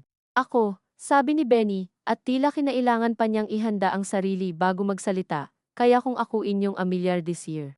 Unti-unti kung kailangan, tapos ako na rin sasama minsan sa kalauan kung may titingin na uupa. Napataas ng kaunti ang kilay ni Regina, marahil dahil siya mismo ay hindi sanay makarinig ng kusang obligasyon mula rito ng walang kasunod na mahabang paliwanag. Si Lourdes ay walang nasabi agad. May bahagi sa kanya na gustong alalahanin ang lahat ng nakaraang pangako ni Benny at itabi ang bagong alok na ito sa parehong istante ng magagandang tunog, ngunit may bahagi ring napagod na sa tuluyang pagdududa sa bawat bagay. Kaya ang tanging naisagot niya ay, sige. Pagkatapos niyon, ang usapan ay pumasok sa mas praktikal na detalye magkano ang average na nagagasto sa isang buwan, kailan ang susunod na check-up. Sino-sinong kapitbahay sa kalauan ang pwedeng tanungin kung may naghahanap ng uupahan, saan ilalagay ang copies ng mga dokumento. Sa papel, maayos ang naging daloy. Minsan, halos mapagkakamalan pang ordinaryong family meeting lamang. Ngunit sa ilalim ng bawat kasunduan ay may bakas pa rin ng sariwang gasgas. Kapag si Regina ay nagtatanong kung nasaan ang original na titulo, masyado nang maingat ang boses. Kapag si Benny ay nagsasabing, send mo na lang sa GC. Halatang gusto niyang iwasan ang anumang maaaring magmukhang nakikiusap. Kapag si Lourdes ay sumasagot, napapansin niyang pinipili na niya ang mga salitang hindi mag-iiwan ng butas, at sa mismong pagpipiling iyon ay lalo niyang nararamdaman na may nabago na ngang hindi basta maibabalik. Bandang 4:00 umalis si Benny dahil may raw siyang kikitain, at sa pagkakataong iyon ay hindi na pinansin ni Lourdes kung totoo o hindi. Sawang-sawa na siyang sukatin ang bawat paglabas nito, laban sa realidad. Naiwan si Regina ng kaunti para tulungang ayusin ang pinagkainan. Tahimik silang dalawa sa kusina, naghuhugas at nagpupupunas na para bang matagal ng kabisado ang pagsasalita ng plato at baso kahit ilang taon na ring hindi sila madalas sabay sa ganitong gawain. Ang katahimikan sa pagitan nila ngayon ay hindi na katulad kanina sa hapag. Hindi rin ito payapa. Bagkus ito ay parang lumang damit na muling isinuot ka siya pa. Ngunit halatang nagbago na ang katawan ng nagsusuot. Si Regina ang unang nagsalita, nakatalikod habang pinapatak ang tubig mula sa huling baso. Hindi ko dapat sinabi na para kang laging api. Hindi agad sumagot si Lourdes. Pinagpatuloy lamang niya ang pagpupunas sa plato, ang tela paikot-ikot sa maputing porselana na may maliit ng bitak sa gilid. Pero may parte ring totoo, dagdag ni Regina, bago pa niya maibalik ang alinmang depensa. At may parte ring hindi ko dapat binalewala ang pagod mo. Muli, walang agarang sagot mula kay Lourdes. Hindi niya alam kung alin ang sasagutin, ang pag-amin, ang pagsundot o ang bahagyang pagsasauli ng timbang. Akala mo siguro madali sa akin yung wala ako rito, sabi pa ni Regina. Hindi rin, kapag tumatawag si Ma at naririnig kong ikaw ang sumasagot sa lahat, may hiya rin, kaya siguro minsan mas gusto kong dumating na may dalang pera o pagkain. Mas madaling sukatin kaysa sa kulang na oras. Doon lang tumingala si Lourdes. Sa unang pagkakataon, nakita niya sa mukha ni Regina hindi ang kontroladong ate na marunong mag-ayos ng sarili sa harap ng tao, kundi isang babaeng napapagod ding magmukhang may alam sa tamang paraan ng pagtulong. Bakit hindi mo sinabi dati? Tanong niya. Mahina ang tanong, halos pagod na lamang. Kasi sa bahay na to, sagot ni Regina, bahagyang napangiti ngunit walang tuwa. Ang unang umamin ng kulang. siya agad ang parang may kasalanan. Natigil si Lourdes, naalala niya si Benny, ang ama nila, si Mama, maging ang sarili niya, lahat may sariling paraan ng pagtatago kung saan kapos. Marahil iyon ang pinakamanang nakuha nila sa bahay na ito, higit pa sa lupa o titulo, ang disiplina ng hindi paglalapag ng buo. Hindi ko rin gustong bantayan ka, dagdag ni Regina. Natatakot lang akong magising isang araw na may nausad na at hindi ko alam. Ako naman, sabi ni Lourdes. At ngayon ay siya rin ay hindi na tumitingin sa kapatid, kundi sa basang plato sa kamay. Natatakot akong kapag naghintay pa akong may sumalo, mapupuno na ako bago pa may makapansin. Hindi sila nagyakapan, hindi rin sila ngumiti ng magaan. Wala sa kanilang dalawa ang ganun kaayos sa mga sandaling dapat sanay nakakaanti. Ngunit may kung anong lumuwag ng bahagya, hindi bilang kapatawaran kundi bilang pagkilalang pareho silang nasusugat sa magkaibang direksyon. Bago umalis si Regina, iniwan nito ang bahagi niyang pera para sa buwan sa ilalim ng lalagyan ng asukal at nagsabi ng, ipapaprint ko bukas, yung schedule para nakadikit dito sa ref. Tumango si Lourdes, habang isinasara ni Regina ang gate, may pakiramdam siyang pareho silang may gustong dagdag na sabihin, ngunit piniling huwag, dahil baka masira ang manipis na anyo ng pagkaunawa na katatayo pa lamang. Pagsapit ng gabi, mas tahimik ang bahay. Si Mama ay madaling nakatulog pagkatapos uminom ng gamot. Marahil napagod din sa pag-uusap na tila payapa ngunit bumubunot ng lumang himaymay sa loob. Si Lourdes naman ay umakyat muli sa dating kuwarto ng ama nila at inayos ang mga dokumento. Ayon sa napagkasunduan, original sa isang malaking brown envelope, tig-isang kopya para kina Regina at Benny, at listahan ng gastos na mas malinaw ang sulat. Habang ginagawa niya iyon, napansin niyang mas madalas siyang humihinto sa gitna ng pagsusulat, hindi dahil nakalimutan ang halaga, kundi dahil sa kakaibang pangungulila sa dating kalabuan. Kapag malabo ang lahat, mas may puwang para sa sariling bersyon ng kabutihan. Kapag malinaw na, mas madaling makita kung sino ang kulang, at mas mahirap din itago kung kailan ka naging mapagbilang. Hindi niya gusto ang pagkataong lagi nang nagtatala, ngunit hindi na rin niya kayang bumalik sa simpleng tiwala na kaya siyang alalahanin ng iba nang hindi niya ipaalala ang bigat. Nag-message si Benny bago mag-alas 10. Sorry kung medyo uminit ako kanina, send mo sa akin bukas yung exact ng amilyar. Binasa lang iyon ni Lourdes ng ilang beses. Ang salitang sorry mula kay Benny ay bihirang dumating ng walang kasunod na biro o paglihis, at marahil dahil doon ay hindi niya alam kung paano ito tatanggapin. Hindi rin naman iyon sapat upang mabura ang lahat, ngunit totoo rin na sa pamilya nilang ito, may mga paghingi ng tawad na hindi dapat sukatin gamit ang pamantayan ng malalalim na usapan, dahil hindi iyon ang wika nilang kinalakhan. Ang tanong na lamang ay kung dapat ba niya itong pagbigyan bilang simula o ituring na isa pang sandaling mahangin. Sa huli, sumagot siya ng simple lang, sige. Walang dagdag, walang lambing. Ngunit wala ring pait. Pagkatapos niyon, tahimik niyang inilapag ang telepono at tumingin sa brown envelope sa harap niya. Bigla niyang naalala ang kahong bakal na may kandado, at kung paano nagsimula ang lahat mula roon, hindi naman totoo na doon lang nagsimula. Matagal nang naroroon ang pagod, utang, hiya, at paghahambing. Ang kahon ay hindi pinagmulan kundi sandaling nakitang may hugis ang mga dati nang nakalubog. Gayunman, hindi niya maiwasang damhin ang pagbabago, sa simpleng katotohanang bukas, hindi na siya mag-iisang may hawak ng papel. Sa isang banda, ito ang gusto niya noon pa man ang may kahati, may saksi, may kasama sa responsibilidad. Sa kabilang banda, may pakiramdam din itong may isinuko siyang bahagi ng puwang, na siya lamang ang nakaaalam kung paano ayusin. At sa mga taong matagal nang nabuhay sa pangangailangang maging maaasahan, may kakaibang takot din sa pagbitaw, kahit iyon mismo ang hiniling nila sa maraming gabi.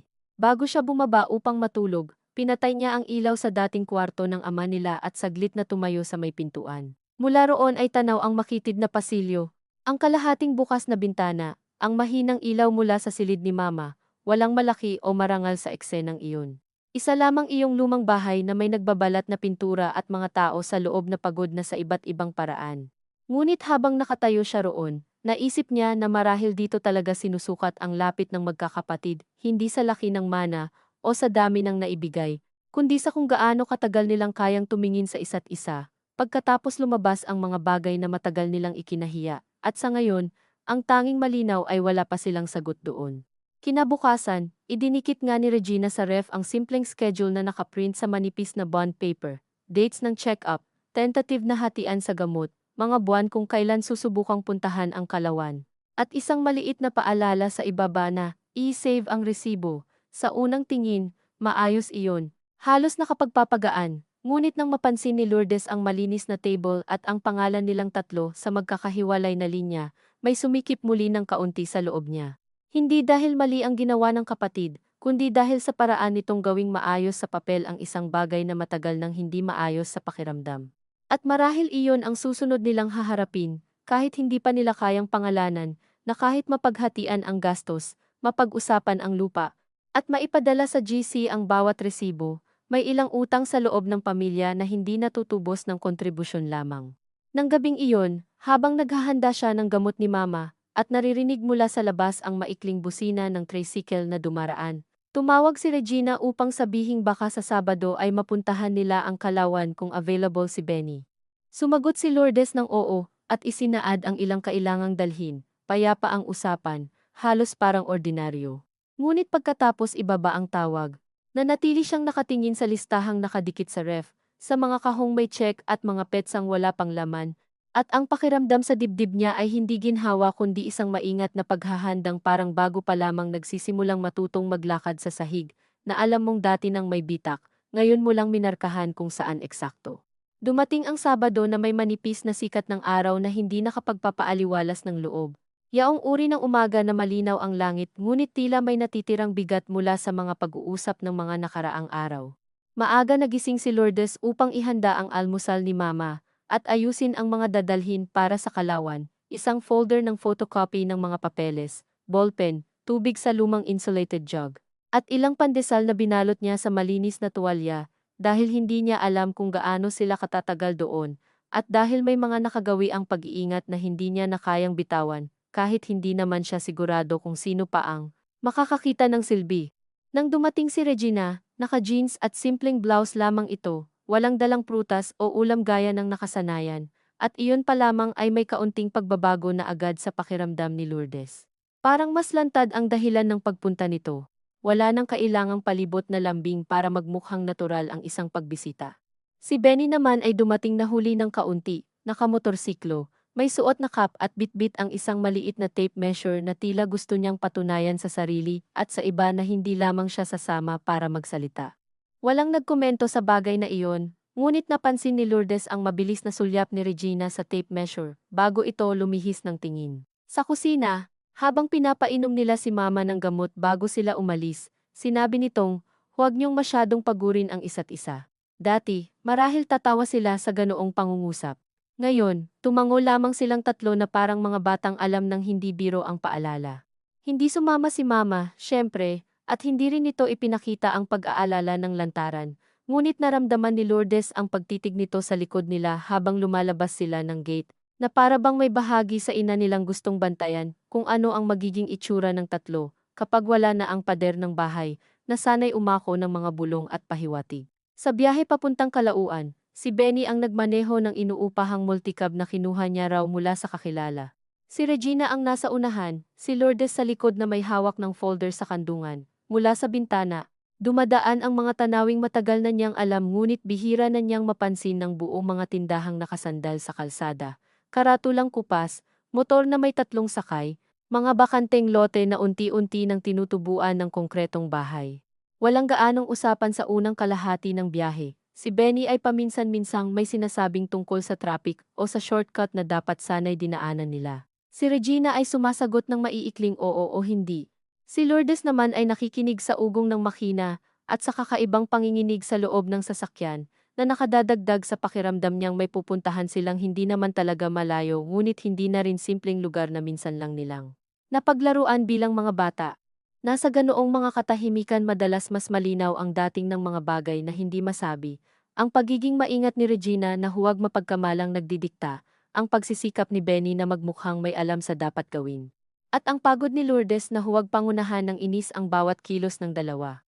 Minsan, naisip niyang baka ito na ang pinakamaayos na anyo ng kanilang pagiging magkakapatid sa edad na ito, hindi ang sabayang tawanan o kusang loob na pag-amin, kundi ang pagpunta sa iisang lugar nang hindi pa nagkakawatak-watak sa daan.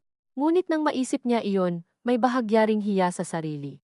Napakababa na ba ng inaasahan niya sa kapatiran kung ang simpleng pag-abot ng walang sigawan ay pwede nang ituring na tagumpay? Pagdating nila sa Kalawan, sinalubong sila ng amoy ng tuyong damo at lupang matagal nang hindi na pagagalaw. Ang lote ay naroon pa rin gaya ng lagi nitong paraan ng pananatili, hindi maringal, hindi nakakaakit sa unang tingin, ngunit may tahimik na lawak na sapat upang ipaalala kung bakit ito laging nagiging usapin kapag gipit ang pera o marupok ang loob. May iilang puno pa ng rambutan na hindi na kasing sigla ng dati, ilang bahagi ng bakod na nakasandal na lamang sa kalawangin nitong poste. At sa dulo ay ang lumang kubo na pinalitan noon ng ama nila ng yero ang bubong, ngunit ngayon may ilang bahagi ng tumutulo kapag tag-ulan.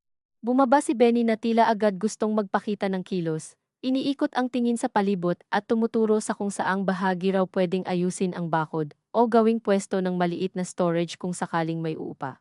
Si Regina ay hindi kaagad lumakad paloob, tumayo muna ito sa tabi ng pinto ng multicab. Nakatingin sa lote na parabang sinusubukan nitong salubungin ang dalawang panahon ng sabay ang alaala ng lugar noong bata pa sila, at ang kasalukuyan nitong anyo bilang bagay na kailangang pagkasunduan.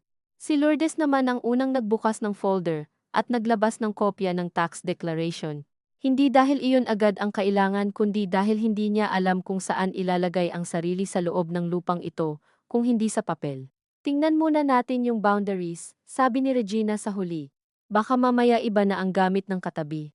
Tumango si Benny at inilabas ang tape measure, kahit halatang kulang iyon para sa lawak ng lote. May landmarks naman, sabi niya. Naaalala ko pa, bahagyang napalingon si Lourdes sa kanya. Gusto sana niyang itanong kung alin doon ang naaalala nito. Dahil sa alaala niya, si Benny ang pinakakaunting oras na tunay na naglibot sa lote, at ang madalas ay naghihintay lamang sa kubo, habang siya ang sumasama sa ama nilang tingnan ang mga puno. Ngunit pinigilan niya ang sarili. Hindi lahat ng pagkukulang kailangang ibalik sa mukha ng isang tao sa bawat pagkakataon. Minsan, ang pagkapit sa nakaraan ay paraan lamang din upang manatiling tama sa isang silid na wala nang gustong makinig sa eksaktong sukat ng dating mali. Naglakad sila sa gilid ng lote. Mabagal, may sandaling sabay-sabay at may sandaling hiwa-hiwalay ang distansya sa pagitan nila. Si Regina ay tumitingin sa linya ng bakod at paminsan-minsang nagtatanong kung iyon ba ang dating hangganan. Si Benny ay nagsasabi ng parang oo, o baka rito na may kumpiyansang hindi buo. Si Lourdes, sa kabila ng pag-ayaw niyang muling maging siya ang pinakamaraming alam, ang siyang madalas makapagsabi kung nasaan ang dating kanal, saan banda nagtanim ang ama nila ng lansones na hindi tumagal, at saang bahagi kumakapal ang tubig kapag malakas ang ulan. Habang nagsasalita siya, nararamdaman niya ang magkahalong ginhawa at pagkainis. Ginhawa dahil totoo ngang mas kabisado niya ang lugar at may silbi ang mga taon ng pagsama sa ama nila. Pagkainis dahil sa bawat detalye na siya ang naglilinaw, muli niyang nararamdaman ang lumang posisyon na parabang natural nang sa kanya nang gagaling ang kaalaman at sa iba ang karapatang suriin kung paano niya ito ginagamit. Pagdating nila sa lumang kubo, tumigil si Regina sa may pasimano at hinaplos ang kahoy na pintong matagal nang hindi na isara ng maayos. Dito tayo nagtatago noon kapag umuulan, sabi nito, higit na sa sarili kaysa sa dalawa, walang agad sumagot. Sumilip si Benny sa loob at biniro na, dito rin ako natutulog habang kayo nagtatrabaho. Dapat sana'y biro lamang iyon, at sa unang tunog ng maikling tawa niya ay mukhang ganoon nga. Ngunit napansin ni Lourdes na hindi ngumiti si Regina. At proud ka pa, sabi nito, hindi naman matalim ngunit sapat na upang magkaroon ng kaunting lamat ang magaan na sandali. Napakamot si Benny sa batok. Bata pa nga tayo noon. Hindi lang noon, sabi ni Regina, at iyon na ang unang tunay na paglihis ng araw mula sa simpleng pag-iikot. Humarap si Benny. Ano naman ngayon? Wala, sinasabi ko lang. Siyempre may ibig mong sabihin. Tumigil si Regina. Tumingin ito kay Lourdes sandali, parang sinusukat kung dapat ba nitong bitawan ang susunod na iniisip, saka muling bumaling kay Benny. Ikaw kasi laging may pinakamabilis na opinyon tungkol sa lupa, sa bahay, sa fairness, pero kung tutuusin, ikaw ang pinakamatagal na nakinabang sa allowance ng pag-intindi sa'yo. Nag-iba ang mukha ni Benny, hindi agad sa galit kundi sa uri ng pagtatanggol na dumarating kapag tinamaan, ang isang bagay na matagal nang alam ng tao ngunit ayaw marinig mula sa iba. Anong pinagsasabi mo? Alam mo yon. Hindi. Sabihin mo ng diretsyo. Ilang beses kang tinulungan ni Papa noon sa mga negosyo mo. Ilang beses kang binuhat ni Lourdes. Ilang beses kang hindi siningil kasi ikaw ang bunso at lalaki. Pagkasabi ni Regina sa huling bahagi, may kakaibang lamig na agad sa paligid. Hindi iyon sigawan, Ngunit sa mga pamilyang tulad nila, may ilang salitang hindi kailangan lakasan para tumagos. Napatigil pati si Lourdes. Hindi niya inaasahang si Regina ang maglalatag ng ganoon. Lalo na sa harap ng lote na ito, kung saan matagal nang nakaugat ang katahimikan ng ama nila. Ano ngayon? Tanong ni Benny, at sa pagkakataong ito ay may tunay ng init sa boses niya. Kasalanan ko bang ako ang bunso? Hindi, sagot ni Regina. Pero matagal mong ginamit. Wow, napailing si Benny, galing coming from you. Anong ibig mong sabihin? Ikaw rin naman. Lagi kang malinis sa paningin ng tao. Ate na may botika, ate na responsable, ate na maayos magsalita. Tapos kapag may kailangan sa pamilya, ang ambag mo laging may audience, prutas, gamot, GC, resibo. Para kang may sariling stage, hindi agad nakasagot si Regina. Marahil dahil may talim ang sinabi ni Benny na hindi ganap kasinungalingan. Sa unang pagkakataon mula nang magsimula ang usapan nilang magkakapatid, naramdaman ni Lourdes ang pagkaputol ng dati ng pamilyar na porma kung saan siya ang nasa gitna at ang dalawa ay tila magkatapat sa kanya sa magkaibang paraan. Ngayon, para silang bawat isa, may nakalaang sugat para sa isa't isa, at ang lupang ito ang nagsilbing patag na mesa kung saan walang maaaring magkunwaring walang bitbit. At ikaw? Tanong ni Regina pagkatapos ng ilang segundo. Kailan ka nag-ambag ng walang kasamang pangako? Uy, huwag ninyo akong gawing punching bag dito. Hindi ka punching bag, sabi ni Regina. Pero huwag mo rin kaming ilagay ni Lourdes sa iisang linya na para bang pareho lang ang atraso namin sa'yo. Hindi ko sinabi yan. Pero gusto mo. Napansin ni Lourdes na nakahawak na si Benny sa tape measure na para bang kailangan nito ng pisikal na bagay upang hindi tuluyang magmukhang walang depensa. Sa loob niya, may sumulpot na lumang ugali, ang sumingit bago lumala, ang maghanap ng salitang pwedeng itapal upang hindi na umabot sa pagkabasag. Ngunit kasabay niyon ay dumating din ang pagod sa papel na iyon. Bakit siya na naman ang dapat maging tagapamagitan sa sugat na hindi naman siya ang lumikha? Gayunpaman, nang makita niyang si Regina ay humihigpit na ang panga, at si Benny ay umiinit na ang balikat, nagsalita rin siya. Tama na. Hindi iyon malakas, ngunit parehong napatingin sa kanya ang dalawa. Hindi tayo pumunta rito para i-recap lahat. Hindi nga, sabi ni Benny, pero ang dali ninyong magtulungan kapag ako ang may mali. Napatingin si Lourdes sa kanya. Hindi mo ba napapansin? Sagot niya, ganyan ka rin sa amin. Kapag may issue sa bahay o sa papeles, ang dali mong isiping kami ang may agenda, kasi may hawak kayo, at bakit sa tingin mo na sa amin lagi ang hawak? Tanong niya.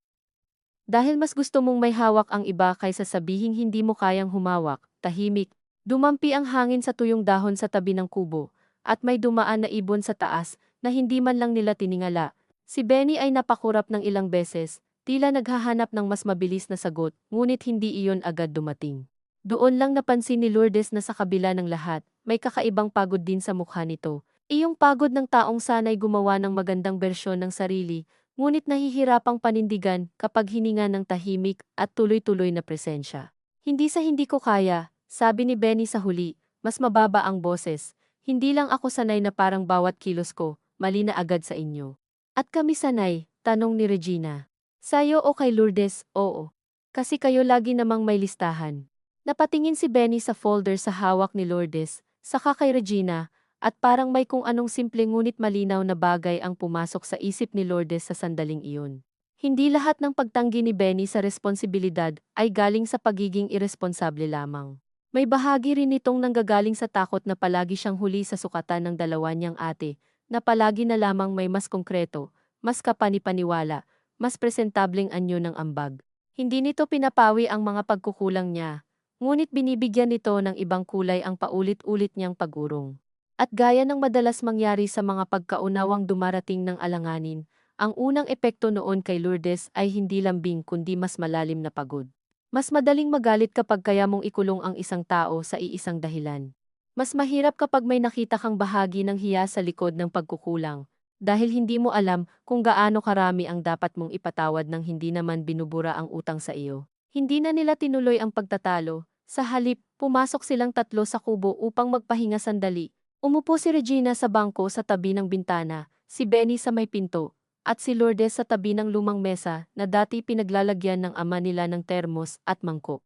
Mula roon, kitang-kita niya ang uka sa kahoy na minsang kinayod niya gamit ang kutsilyo noong bata pa siya.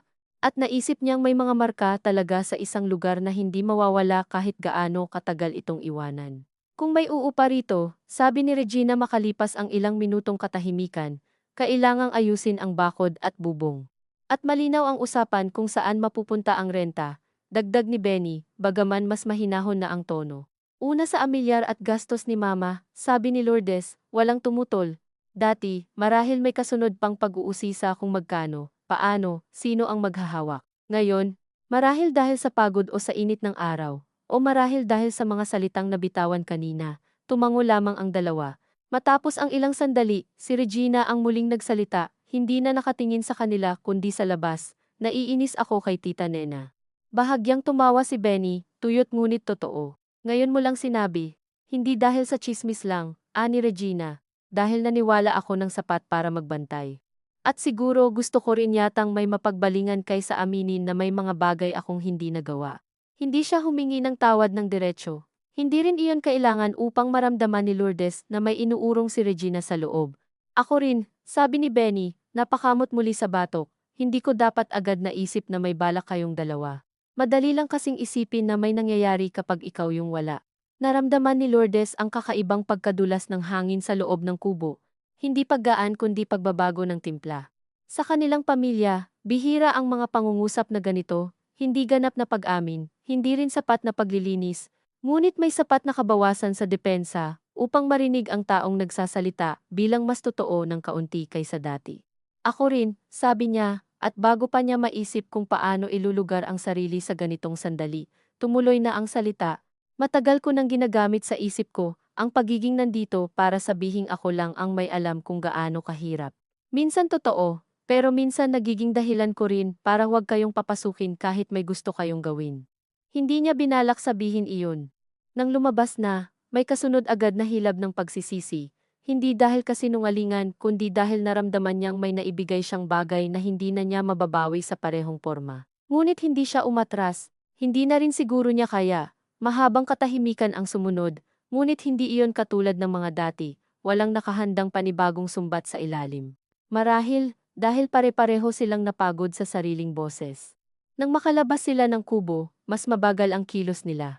Tiningnan pa nila ang likod na bahagi ng lote, ang sirang bahagi ng bakod, at ang maliit na daan sa gilid kung saan minsang dumaraan ang ama nila sakay ng lumang tricycle. Pinag-usapan nila kung sinong maaaring kausapin tungkol sa pagpapaayos ng bubong, kung magkano ang posibleng ilabas muna ng hati-hati, at kung kailan muling babalik.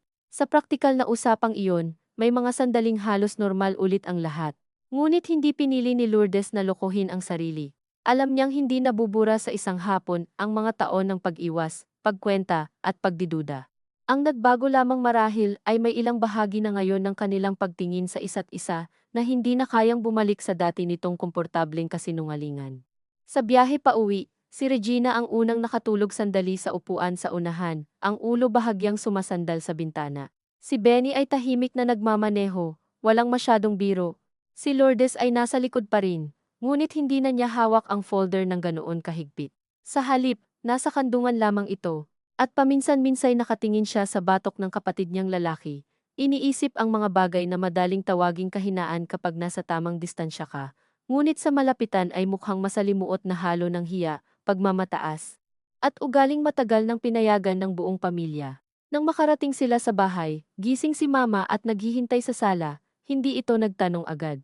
Tiningnan muna silang tatlo, isa-isa, na para bang hindi lamang ang sagot ang mahalaga, kundi ang paraan ng pagpasok nila sa pinto. Mainit? Tanong nito. Mainit, sagot ni Regina. Pero okay naman. Ang okay naman na iyon ay hindi buo, ngunit hindi rin kasinungalingang ganap. Tumango si Mama at hindi na nangulit. Habang naghahanda si Lourdes ng merienda, tumulong si Regina sa paglalabas ng tasa at si Benny sa pagdala ng upuan mula sa gilid. Maliit na mga kilos lamang iyon, ngunit sa bahay na ito, ang maliliit na kilos ang madalas magdala ng pinakamalinaw na mensahe tungkol sa kung sino ang handang manatili sa paligid ng isang usapan at kung sino ang nagmamadaling lumayo. Sa hapong iyon, walang sino man ang nagmadaling umalis. Nagkwentuhan sila ng kaunti tungkol sa lote, sa kailangang ipaayos, sa posibleng gastos. Si Mama ay nakinig lamang, paminsan-minsang nagtatanong kung may puno pa bang nabubunga o kung buo pa ang kubo. Sa bawat sagot nila, Napapansin ni Lourdes na hindi na lamang siya ang sumasagot. Si Regina ay nagdaragdag ng detalye. Si Benny ay may iniaalok na plano na, sa unang pagkakataon, sa matagal na panahon, hindi agad niya naramdamang puro hangin lamang. At dahil doon, mas lalo ring naging komplikado ang loob niya. Dapat ba siyang matuwa na sa wakas ay may galaw ang dalawa? Oo. Ngunit kasabay niyon ay may munting pait ding lumilitaw. Bakit kailangan pang umabot sa ganitong lamig bago magkaroon ng ganitong anyo ng pakikilaho? Gabi na nang makaalis si Regina. Sumunod si Benny makalipas ang kalahating oras, ngunit bago ito tuluyang sumakay ng motor, inabot nito kay Lourdes ang isang sobre. Partial sa amilyar, sabi niya, hindi nakatingin ng diretsyo, madadagdagan ko next week, tinanggap iyon ni Lourdes at tumango lamang. Pagkaalis nito, hindi niya agad binuksan ang sobre. Inilapag niya muna iyon sa mesa sa tabi ng lalagyan ng gamot at tinitigan ang pangalan ng pharmacy sa nakadikit na maliit na resibo sa ibabaw. Tila naramdaman ni Mama ang iniisip niya kahit hindi siya nagsasalita. Hindi lahat ng bumabawi pare-pareho ang bilis, sabi nito mula sa sala. Lumingon si Lourdes at nakita ang ina na nakaupo sa dating pwesto nito, ang kamay nakapatong sa kumot, ang mukha payapa, ngunit hindi inosente sa pagod ng mga nakaraang araw. Alam ko po, sagot niya. Ngunit kahit sa kanya ay kulang ang tunog noon. Nang gabing iyon, habang mag-isa na naman siyang nagliligpit ng mga tasa at naghuhugas ng pinggan, napansin niyang mas magaang ng kaunti ang katawan niya ngunit mas mabigat ang isip. Ang pagiging pagod na mag-isa ay may isang uri ng kalinawan. Ang pagod na nagsisimulang mahati ay mas malabo, dahil kasama noyon ang pag-aaral kung paano tatanggapin ang tulong mula sa mga taong matagal mo nang nasanay na hindi asahan. Pagkatapos niyang maayos ang kusina, umupo siya sa harap ng mesa, at saka lamang binuksan ang sobre ni Benny. Hindi iyon kalakihan, sapat lamang upang sabihing may dumating, hindi sapat upang may mabura. Ngunit kasama ng pera ay may maliit na papel na may sulat kamay, para hindi puro salita. Napangiti si Lourdes ng bahagya, hindi sa lambing kundi sa kakaibang paghagod ng linya sa pagitan ng pagdududa at pagpayag. Maaari iyong totoo. Maaari ring isa na namang anyo ng pagligpit sa hiya. Marahil pareho. Itinupi niya muli ang maliit na papel at inilagay sa tabi ng listahan ng gastos. Hindi niya alam kung isasama niya iyon sa mga dokumentong kailangang itabi o kung para lamang ba sa gabing ito ang bigat at liit ng mensahe. Sa sumunod na mga araw, nagsimulang gumalaw ang mga napag-usapan sa paraang hindi dramatiko ngunit hindi rin simpleng balik rutina. Si Regina ay mas madalas nang mag-message, minsan tungkol sa gamot ni Mama, minsan tungkol sa estimate sa pagpapaayos ng bubong sa kalauan. Si Benny ay nagpadala ng larawan ng resibo sa unang hulog niya sa amilyar at nagtanong kung kailan sila pwedeng bumalik sa lote para tingnan ang bakod. Si Lourdes ay sumasagot ng maayos, ngunit napapansin niyang sa bawat mensahe na pumapasok sa GC, may kaunting pag-igting pa rin sa dibdib niya, na para bang ang bawat notification ay parehong paalala ng pag-asa at ng dahilan kung bakit kinailangan pang umasa ng ganito kaingat. Hindi na naibalik ang dating anyo ng bahay. Ang listahang nakadikit sa ref ay nadagdagan ng checkmarks at maliliit na sulat sa gilid. Ang brown envelope ng mga papeles ay hindi na sa kanya lamang umiikot. Ang mga pagbisita ni Regina at Benny ay naging mas regular, bagaman hindi palagi. At si Mama, na wari nakahinga ng bahagya sa bagong ayos, ay hindi na masyadong nanghihingi ng paliwanag, marahil dahil mas nararamdaman nitong may gumagalaw na hindi na lamang sa isang tao nakaatang. Ngunit sa loob ni Lourdes, may isang bagay na hindi pa rin tahimik, ang pakiramdam na sa pagbukas nila ng pinto sa isa't isa. Hindi lamang tulong ang pumasok kundi pati ang mas malinaw na pagtingin sa mga bahagi ng sarili nilang matagal nang hindi nila gustong makita. Isang gabi, makalipas ang halos 2 linggo mula sa pagpunta nila sa Kalauan, natagpuan niya ang sarili na muling nakaupo sa dating kwarto ng ama nila, hawak ang lumang notebook. Nakatabi rito ngayon ang printed schedule na may dagdag na sulat ni Regina at ilang resibo ni Benny. Sa unang tingin, magkaiba ang mga papel. Ngunit habang tinitingnan niya ang lumang sulat kamay ng ama at ang bago nilang mga tanda ng pakikibahagi, may pumasok na tahimik na pag-unawa na hindi naman ganap ginhawa. Marahil ang tunay na mana sa pamilya ay hindi lamang lupa o bahay kundi ang paraan ng pagdadala ng kakulangan kung ito ba'y itatago, ipapasa, o hahatiin kahit nakakahiya. At marahil nagsisimula pa lamang silang tatlo sa pinakamatagal na bahagi ng trabahong iyon, ang pagkatutong humawak ng iisang bagay nang hindi agad naghahanap kung sino ang unang bibitaw. Mula sa ibaba, narinig niya si Mama na tumatawag sa kanya upang painumin muli ng gamot, Isinara niya ang notebook, inilagay sa ibabaw ang maliit na papel ni Benny, at sa tabi niyon ang ballpen na huling ginamit ni Regina noong inayos nila ang schedule. Saglit siyang tumigil sa may pintuan ng kwarto, nakatingin sa mga iyon na parang hindi lamang mga gamit kundi tatlong magkakahiwalay na paraan ng pag-amin na may nasira, at na kung may mabubuo man uli, hindi iyon dahil may isa sa kanilang mas mabait o mas tama, kundi dahil sa wakas ay wala nang lubos na makapagtatago sa sariling bersyon ng kakulangan. Pagbaba niya sa sala, nadatnan niya si Mama na nakaupo ng tuwid at hawak ang baso. Naghihintay lamang na may mag-abot ng gamot. Inabot niya iyon at naupo sa tabi ng ina. At sa maikling pagitan bago lunukin ni Mama ang tableta, sumulyap ito sa kanya at marahang sinabi, "Mas tahimik ang bahay ngayon, pero hindi ibig sabihing tapos na." Tumango si Lourdes dahil iyon din ang pinakatapat na pangungusap na kaya niyang tanggapin sa gabing iyon, na may bahagyang ayos, may kaunting galaw, may ilang pag-amin. Ngunit ang uri ng bitak na minana at hinayaang lumalim sa loob ng maraming taon ay hindi isinasara ng isang meeting, isang biyahe, o isang sobre ng pera.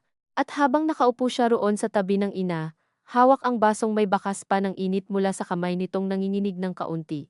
Naisip niyang marahil sapat muna na alam na nilang tatlo kung saan eksakto ang mga lamat. Kahit wala pa silang buong kasiguruhan kung paano iyon hahawakan ng hindi muling lumapad. Sa mga sumunod na linggo, hindi na nawala ang mga lamat, ngunit natuto silang gumalaw sa paligid ng mga iyon nang hindi agad nadudulas sa dating gawin ng pagbabantay at pag-urong. May mga araw na halos ordinaryo ang lahat. Si Regina ang unang magme-message sa umaga para itanong kung nakainom na si Mama ng gamot. Si Benny ay magsesend ng litrato ng resibo mula sa munisipyo na may maikling caption lamang na, "Naipasa na," at si Lourdes ay sasagot ng diretso, walang paliwanag na sobra. Walang tonong kailangang tantyahin. May mga araw namang kahit isang simpleng tanong sa GC ay kayang humila ng lumang pag-iingat sa dibdib ni Lourdes, lalo na kung tungkol sa halaga, sa petsa, sa kung sino ang huling nag-abono. Hindi naman na sila bumalik sa dati nilang tahimik na pagdududa na walang pangalan, ngunit hindi rin naging madali ang bagong anyo ng kalinawan. Maraming bagay ang pwedeng isulat sa bond paper at i-check sa ref. Mas kaunti ang kayang sukatin sa paraan ng paglapit ng isang kapatid, kapag may kailangan, sa bilis ng sagot sa tawag, sa kung gaano katagal nananatili sa bahay pagkatapos ng usapan tungkol sa pera. Isa sa mga unang bagay na tunay na nagbago ay ang pagpunta nila sa Calauan. Hindi na iyon nanatiling pangakong binibitawan sa chat. Bumalik sila roon ng dalawang magkasunod na Sabado upang ipasuri ang bubong ng kubo at magtanong sa karatiglote kung may naghahanap ba ng pwedeng gawing imbakan ng feeds o gamit pang bukid. Si Benny, sa hindi inaasahan ni Lourdes, ang mas masigasig makipag-usap sa mga tao roon, marahil dahil mas sanay itong magmukhang magaan sa harap ng hindi pa nakaalam sa kanilang mga loob-loob. Si Regina naman ang naglista ng mga estimate, kumukwenta sa likod ng resibo, at paminsan-minsay tumitigil upang tingnan kung may katuturan ba ang alok ng karpintero.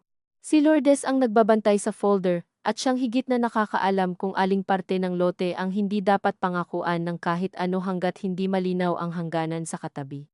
Habang tinitingnan niya ang kapatid niyang lalaki na tila mas may tiyaga makipagkamay kaysa sa inaasahan niya, at si Regina na may ugaling hindi pa rin mawala na ulitin ang detalye para matiyak na tama ang numero, may mga sandaling sumasagi sa kanya ang halos mapait na tanong, bakit nga ba hindi ito nangyari noon pa?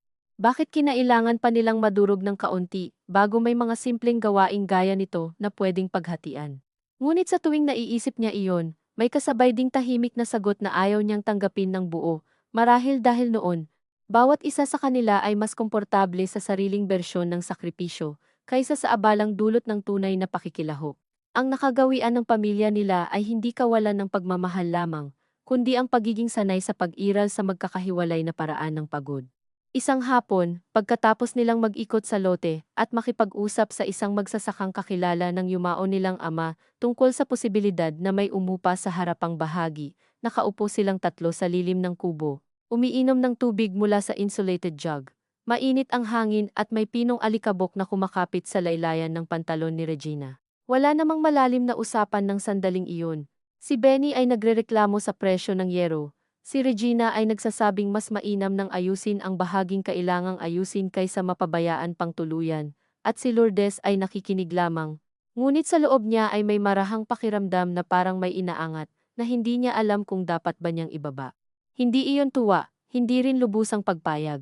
Parang mas malapit iyon sa pagkagulat na ang mga taong matagal mo nang inilagay sa kategoryang darating lamang kapag kaya, ay pwede pa palang tumagal sa isang hapon nang walang pakitang tao.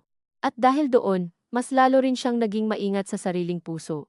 Ang mga taong matagal mong hindi inasahan ay mapanganib ding asahan ng bigla, sapagkat hindi mo alam kung ang pagbabago ba nila ay simula ng ugali o epekto lamang ng bagong hiya. Minsan, sa gitna ng mga bagong ayos, iyon ang hindi niya maihiwalay. Ang tulong ba ni na Regina at Benny ay bunga ng pag-uunawa o dahil nakita na nila kung ano ang hitsura ng sarili nila noong nakalapag ang lahat sa mesa?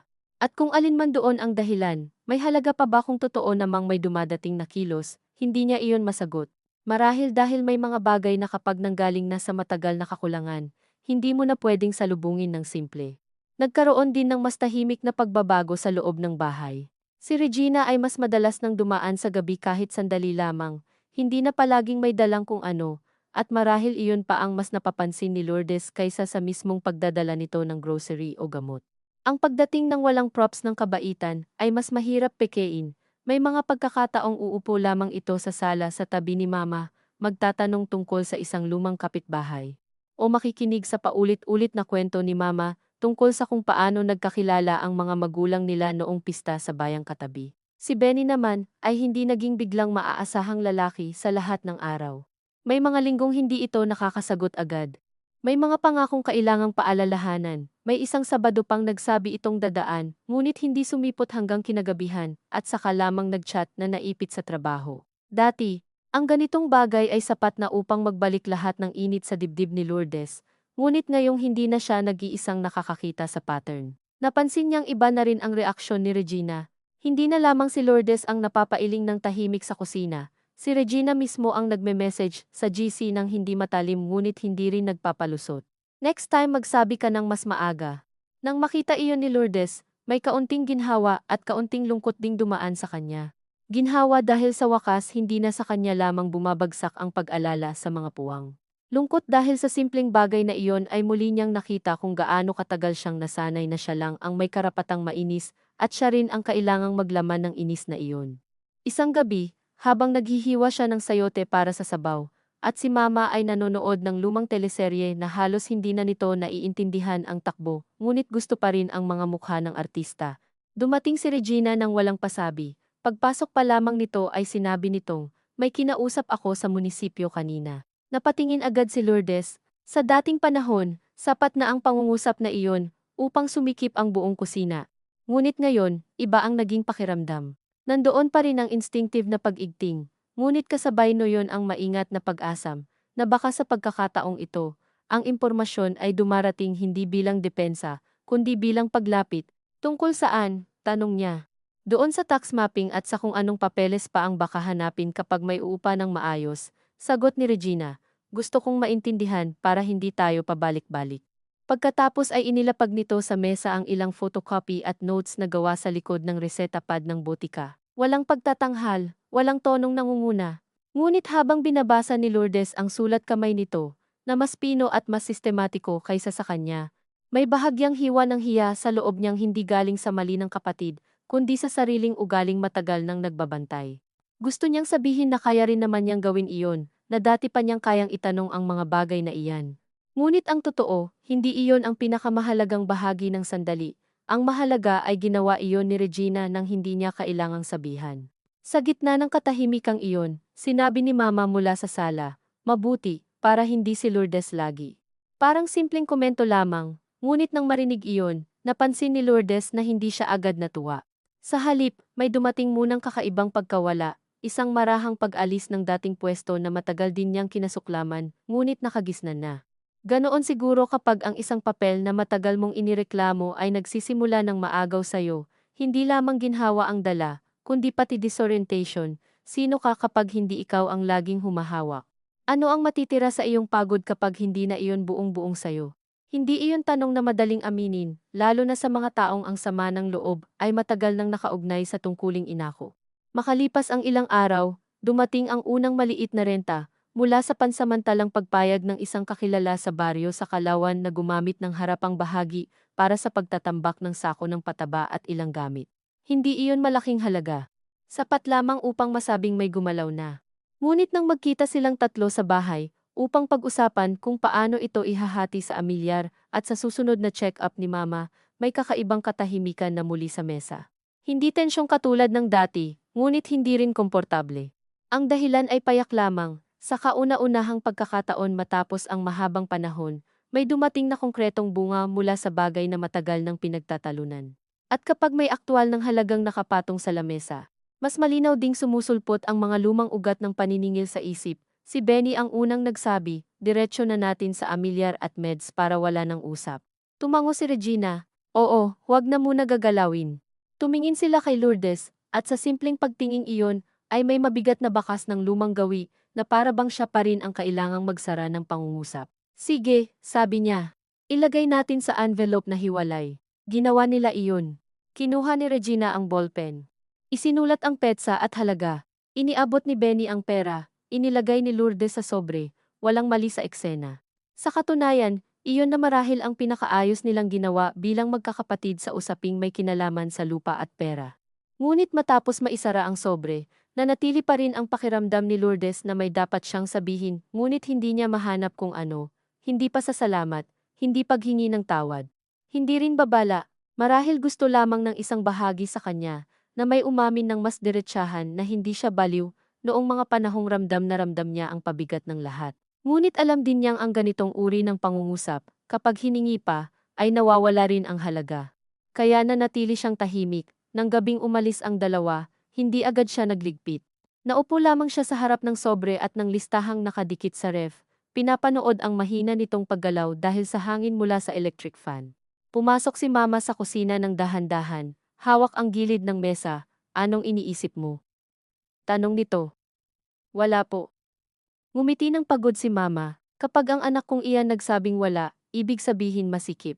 Natawa si Lourdes ng bahagya, sa pilitan ngunit hindi iritable. Iniisip ko lang po kung bakit parang hindi pa rin magaan, tumabi si Mama sa upuan at marahang umupo. Bakit ba dapat magaan agad? Napatingin si Lourdes sa ina, hindi ko alam. Matagal kayong nagtiis ng hindi malinaw.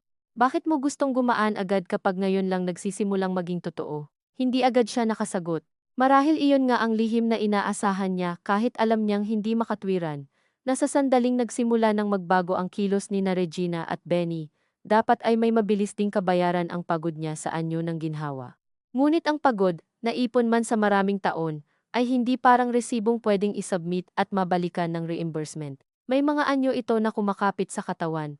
Sa bilis ng tibok ng loob, kapag may tanong tungkol sa pera, sa paraan ng paghawak sa papeles, sa pagkapit sa pagiging kinakailangan. Minsan, patuloy ni Mama, nakatingin sa sobre, kaya ka nahihirapang gumaan, kasi hindi ka lang nawalan ng bigat, nawawalan ka rin ng hawak. Tumusok iyon ng diretsyo at walang kalupitan. Naramdaman ni Lourdes ang kakaibang pag-init ng mukha niya, hindi dahil nahiya siya sa ina, kundi dahil sa pagkakatamang ayaw sana niyang marinig ng lantaran. Ayoko naman pong hawakan ang lahat, sabi niya, at totoo iyon. Alam ko, sagot ni Mama, pero sanay ka. Pagkatapos niyon ay tumahimik ang dalawa. Ang katahimikan sa pagitan nila ay hindi nakakailang. Sa tagal ng pagiging mag-ina sa iisang bahay, may mga katahimikang mas malinaw pa sa mahabang usapan.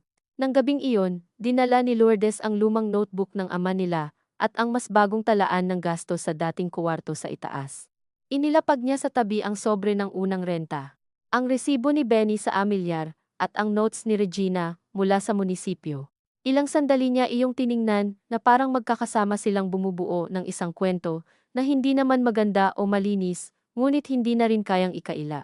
Sa unang notebook ay ang lumang pag-uurong, ang mga huwag na muna singilin, ang mga halagang naiwan sa hiya at pabor. Sa bago ay ang mas malinaw na petsa, mas eksaktong halaga, ang pagtatangkang hindi na hayaang maging ugali ang malabong pag-aambag.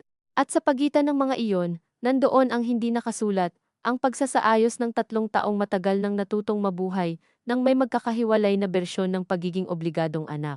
Hindi siya umiyak. Matagal na niyang hindi ginagamit ang luha bilang paraan ng pagsukat sa bigat, ngunit habang nakaupo siya roon sa sahig, may dumaang marahang lungkot sa kanya para sa mga dating taon na hindi na mababawi sa ibang anyo. Hindi dahil nais niyang singilin ang mga kapatid sa bawat gabing siya ang nagpuyat o sa bawat perang hindi na ibalik, kundi dahil may bahagi sa kanya na unti-unting tumatanggap na kahit maging maayos pa sila mula rito, hindi na mabubura ang katotohanang ang ilang yugto ng buhay ay tunay na siya lang ang nakabuhat. At kasabay no yon, may mas tahimik ding pag-unawa na marahil iyon din ang kailangang ipaubaya. Ang hindi na maghintay ng anyo ng hustisyang kayang buuin ng mga kapatid sa kasalukuyan para bayaran ang isang lumipas ng bigat, nagdaan pa ang ilang linggo. Unti-unting naging mas pamilyar ang mga bagong galaw, may buwanang ambag na hindi palaging eksakto ngunit may pagsisikap ng makarating, may pag-uusap sa GC na hindi na agad humahantong sa pagtatanggol, may pagbisita sa Kalawan na hindi na nakakapit ang buong pamilya sa isang manipis na nerbiyos, hindi perpekto. May isang beses na muntik muling uminit ang usapan, nang mabanggit ni Benny na baka pwede raw balang araw na ibenta ang likod na bahagi kung talagang hindi mapapakinabangan, at nakita ni Lourdes ang mabilis na pagtingin ni Regina sa kanya. Ang uri ng tinging nagtatanong kung lalaban ba siya, ngunit sa pagkakataong iyon, hindi sumabog ang loob niya. Tinanong lamang niya si Benny kung bakit niya iyon naiisip ngayon. Sumagot ito ng mas mahinahon kaysa dati na iniisip lang niya ang future, hindi agad bentahan. Nagpatuloy ang usapan ng may pag-iingat at nauwi rin sa huwag muna. Maliit na tagpo lamang iyon, ngunit napansin ni Lourdes na hindi na pareho ang pakiramdam pagkatapos. Dati, ang ganitong pangungusap ay sapat ng maging binhi ng 3 gabing hindi siya makatulog. Ngayon, may bakas pa rin ng alarma, ngunit hindi na nito kayang tuluyang iwasak ang buong loob niya. Marahil iyon ang isa sa mga pinakatahimik na pagbabago, hindi ang pagkawala ng lamat, kundi ang unti-unting pagkawala ng kapangyarihan nitong maging sentro ng lahat. Isang maulang hapon, halos 2 buwan matapos ang unang pagtitipon nilang masinsinan sa hapag, nagkataong sabay silang naroroon sa bahay si Regina ay galing botika, si Benny ay dumaan matapos magbayad ng kulang sa amilyar, at si Lourdes ay katatapos lamang pakainin si Mama. Umuulan ng tuloy-tuloy sa bubong, at ang sala ay may amoy ng basang tsinelas at mainit na kape. Walang planadong meeting, ngunit dahil nandoon na rin sila, inilabas ni Regina ang updated na kopya ng mga bayarin at ipinakita ang mga checkmarks sa schedule. Si Benny ay nag-abot ng resibo. Si Lourdes ay kumuha ng sobre at inayos ang mga papeles. Habang nangyayari ang lahat ng iyon, biglang sinabi ni Mama na noon ay tahimik lamang nakaupo sa armchair. Noon, akala ko ang pinakaimportanting maiiwan namin ng tatay niyo sa inyo ay iyong lupa. Napatingin silang tatlo. Hindi ito madalas magsalita ng ganito kapag naroon silang lahat, kaya kusang tumigil ang anumang hawak nila. Hindi pala. Dagdag nito. Ang mas mahirap palang iwan ay kung paano kayo magpapasan kapag wala nang pwedeng sisihin sa pagod, walang sumagot agad. Sa labas, lalo pang lumakas ang ulan. Sa loob, nakatayo si Lourdes na may hawak na sobre, si Regina na nakaupo sa gilid ng mesa, at si Benny na bahagyang nakasandal sa dingding. Hindi iyon dramatikong eksena. Walang napahagulhol. Ngunit sa paraan ng pagkakatigil nila, para bang may isang tahimik na pangungusap na dumikit sa bawat isa, na kahit buhay pa si Mama at nakaupo sa harap nila, matagal na rin silang sinasanay ng panahon sa uri ng buhay, na walang sentrong taong sasalo sa lahat ng ambigwidad ng pagiging pamilya. Pagkatapos ng ilang sandali, si Benny ang unang bumuntong hininga. Hindi naman namin alam lahat, sabi niya, hindi sa depensa kundi parang pagod na pag-amin. Alam ko, sagot ni Mama. Kaya nga kayo magkakapatid. Tumingin si Regina sa sahig at marahang sinabi, minsan hindi ko alam kung paano babawi ng hindi nagmumukhang nagbibilang. Hindi nyo kailangang pantayan lahat, sagot ni Mama, basta wag nyong ipasa ang hiya sa isa't isa. Naramdaman ni Lourdes ang bigat ng salitang hiya sa loob ng dibdib. Ilang taon na ba sa pamilya nilang ito ang inubos sa pagsasauli ng hiya sa anyong payo, biro, pagpapaliban, o paglayo? Ilang beses na ba niyang tinanggap ng hindi pinapangalanan, at ilang beses niya ring iyong naipasa pabalik sa mga kapatid niya sa anyo ng tahimik na pagiging mas mahusay, mas handa, mas maalam. Sa sandaling iyon, hindi niya biglang naunawaan ang lahat. Ngunit may marahang paghupa ng pangangailangang manalo sa loob niya, marahil dahil pagod na siyang magwagi sa isang laban na walang kayang isauli ang mga taong lumipas. Nang umalis sina Regina at Benny ng gabing iyon, hindi na ito, katulad ng mga unang alis nila, matapos ang mahirap na usapan. Walang kakaibang pagbitin, walang sobrang pag-iwas sa mata. Si Regina ay nagpaalam kay Mama, at nang niyakap siya ay hindi iyon para magmukhang maayos sa paningin ng iba. Si Benny ay nagsabi kay Lourdes, text mo lang ako pag Thursday, kasi ako ang sasama sa check-up, karaniwang pangungusap lamang. Ngunit nang marinig niya iyon, hindi na niya ito sinalubong ng panloob na pagdududa na dati kusang dumarating. Hindi rin naman siya umasa ng lubos, tinatanggap na lamang niya ito sa sukat ng sandaling iyon. At marahil iyon ang pinakamalapit na anyo ng kapayapaan na kaya nilang abutin, hindi ang ganap na paniniwala, hindi rin ang laging pagbabantay, kundi ang pagpayag sa bawat bagong gawa sa halaga nitong pangkasalukuyan. Sa gabing iyon, matapos mapahiga si Mama at mahugasan ang mga tasa ng kape, umakyat si Lourdes sa dating kwarto sa itaas. Hindi na niya ito nararamdaman ngayon bilang silid ng ama lamang o imbakan ng lahat ng kailangang bantayan. Mas kahawig na ito ng isang lugar kung saan nakalapag ang mga bagay na hindi pa ganap tapos, ngunit hindi na rin itinatago. Binuksan niya ang kahong bakal na dating pinagmulan ng lahat ng tinginan at pahiwatig. Nasa loob pa rin ang ilang lumang resibo, xerox, notebook, at ang maliit na sobre ng naunang mga listahan. Ngunit sa pagkakataong ito, hindi na iyon lamang ang laman. Idinagdag niya roon ang pinakahuling resibo ni Benny, kopya ng notes ni Regina, at ang bagong talaan ng gastos na may 3 magkakaibang sulat kamay sa ilang pahina. Matagal niyang tinitigan ang loob ng kahon, bago niya ibinaba ang takip. Naisip niyang pwede na niya itong iwanang walang kandado. Walang praktikal na dahilan upang ilak pa. Alam na ng lahat kung ano ang nasa loob. Ngunit nang hawakan niya ang maliit na padlock, hindi niya agad na ibalik sa dati nitong pwesto. Ni hindi rin niya tuluyang itinabi, naramdaman niya roon ang kakaibang katotohanan na hindi lahat ng bagay na tinigil mong itago ay handa ka nang iwanang bukas ng buo. May mga bahagi ng sarili pagod, alaala, pagmamataas, hiya na kahit wala ka ng gustong ikandado laban sa iba, hindi mo rin basta inilalapag ng walang takip. Sa huli, ibinaba niya ang takip ng kahon, ngunit hindi na nilok. Inilapag lamang niya ang padlock sa tabi nito, malapit sapat upang maabot kung gugustuhin. Ngunit hindi na nakakabit. Sa ibaba, narinig niya ang mahinang pag-ubo ni Mama at ang tunog ng ulan na humihina na sa yero. Bago siya bumaba, tumayo siya sandali sa gitna ng kwarto, nakatingin sa lamesitang kinasanayan ng kahon, sa folder na mas manipis na ngayon dahil may hawak na rin ang iba, sa pader na may mantsa pa rin ng dating tagas, walang himala sa silid na iyon, wala ring malaking pahayag na kayang magsara ng lahat, ngunit naroon ang payak na bakas ng isang bagay na marahil sapat na. Ang mga bagay na dati nakatago sa takot at pagod ay hindi na lamang hawak ng isang tao, at ang mga sugat na dati kanya-kanyang binabasa sa sariling wika ay may kaunting pangalan na ngayong maaaring pag-usapan, kahit hindi pa lubos na napapatawad. Pagbaba niya sa sala, nadatnan niya si Mama na bahagyang gising pa, nakahiga ngunit hindi pa tuluyang dinadala ng antok. Umupo siya sa tabi nito at inayos ang kumot. "Nasa taas ka?" tanong ni Mama. "Opo, naayos mo."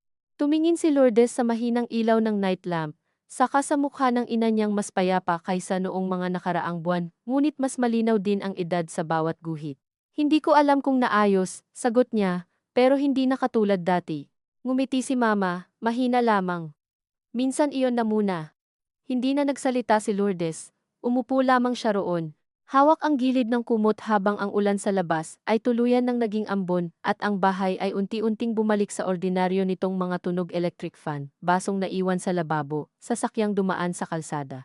Sa pagitan ng mga tunog na iyon, naisip niya sina Regina at Benny pauwi sa kani-kanilang buhay, dala ang sariling pagod, sariling hiya, sariling paraan ng pag-iingat. Wala na siyang ilusyon na magiging malinis mula rito ang lahat. May mga linggo pang may kulang sa ambag. May mga usapang muling sasayad sa lumang lamat. May mga sandaling mapapansin niyang siya pa rin ang unang nakakakita sa kulang at muling mapapagod bago makapagsalita.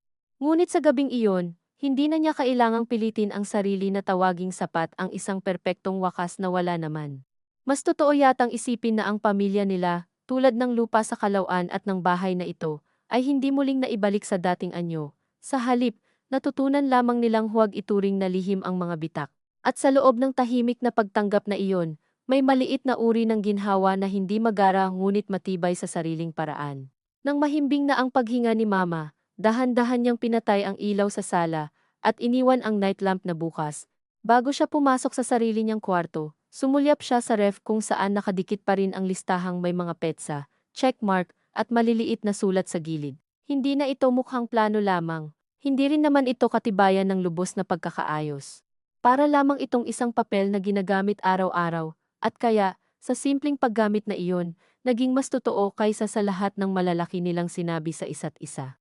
Hinaplos niya ng bahagya ang gilid nito upang ituwid ang bahaging nakaalsa, dahil sa halumigmig, Saka siya humiga sa sariling kama na hindi na ganoon kabigat ang mga kamay, bagaman hindi rin magaan, at bago tuluyang pumikit, naisip niyang marahil iyon na ang anyo ng mana, na sa wakas ay kaya nilang tanggapin, hindi ang lupa, hindi ang bahay, hindi ang eksaktong hatian ng naibigay at nawala, kundi ang marahang pagkatuto na may mga pasaning hindi pwedeng gawing pantay. Ngunit maaari pa ring saluhin ng hindi na kailangang magkunwaring walang nasaktan sa pagbubuhat.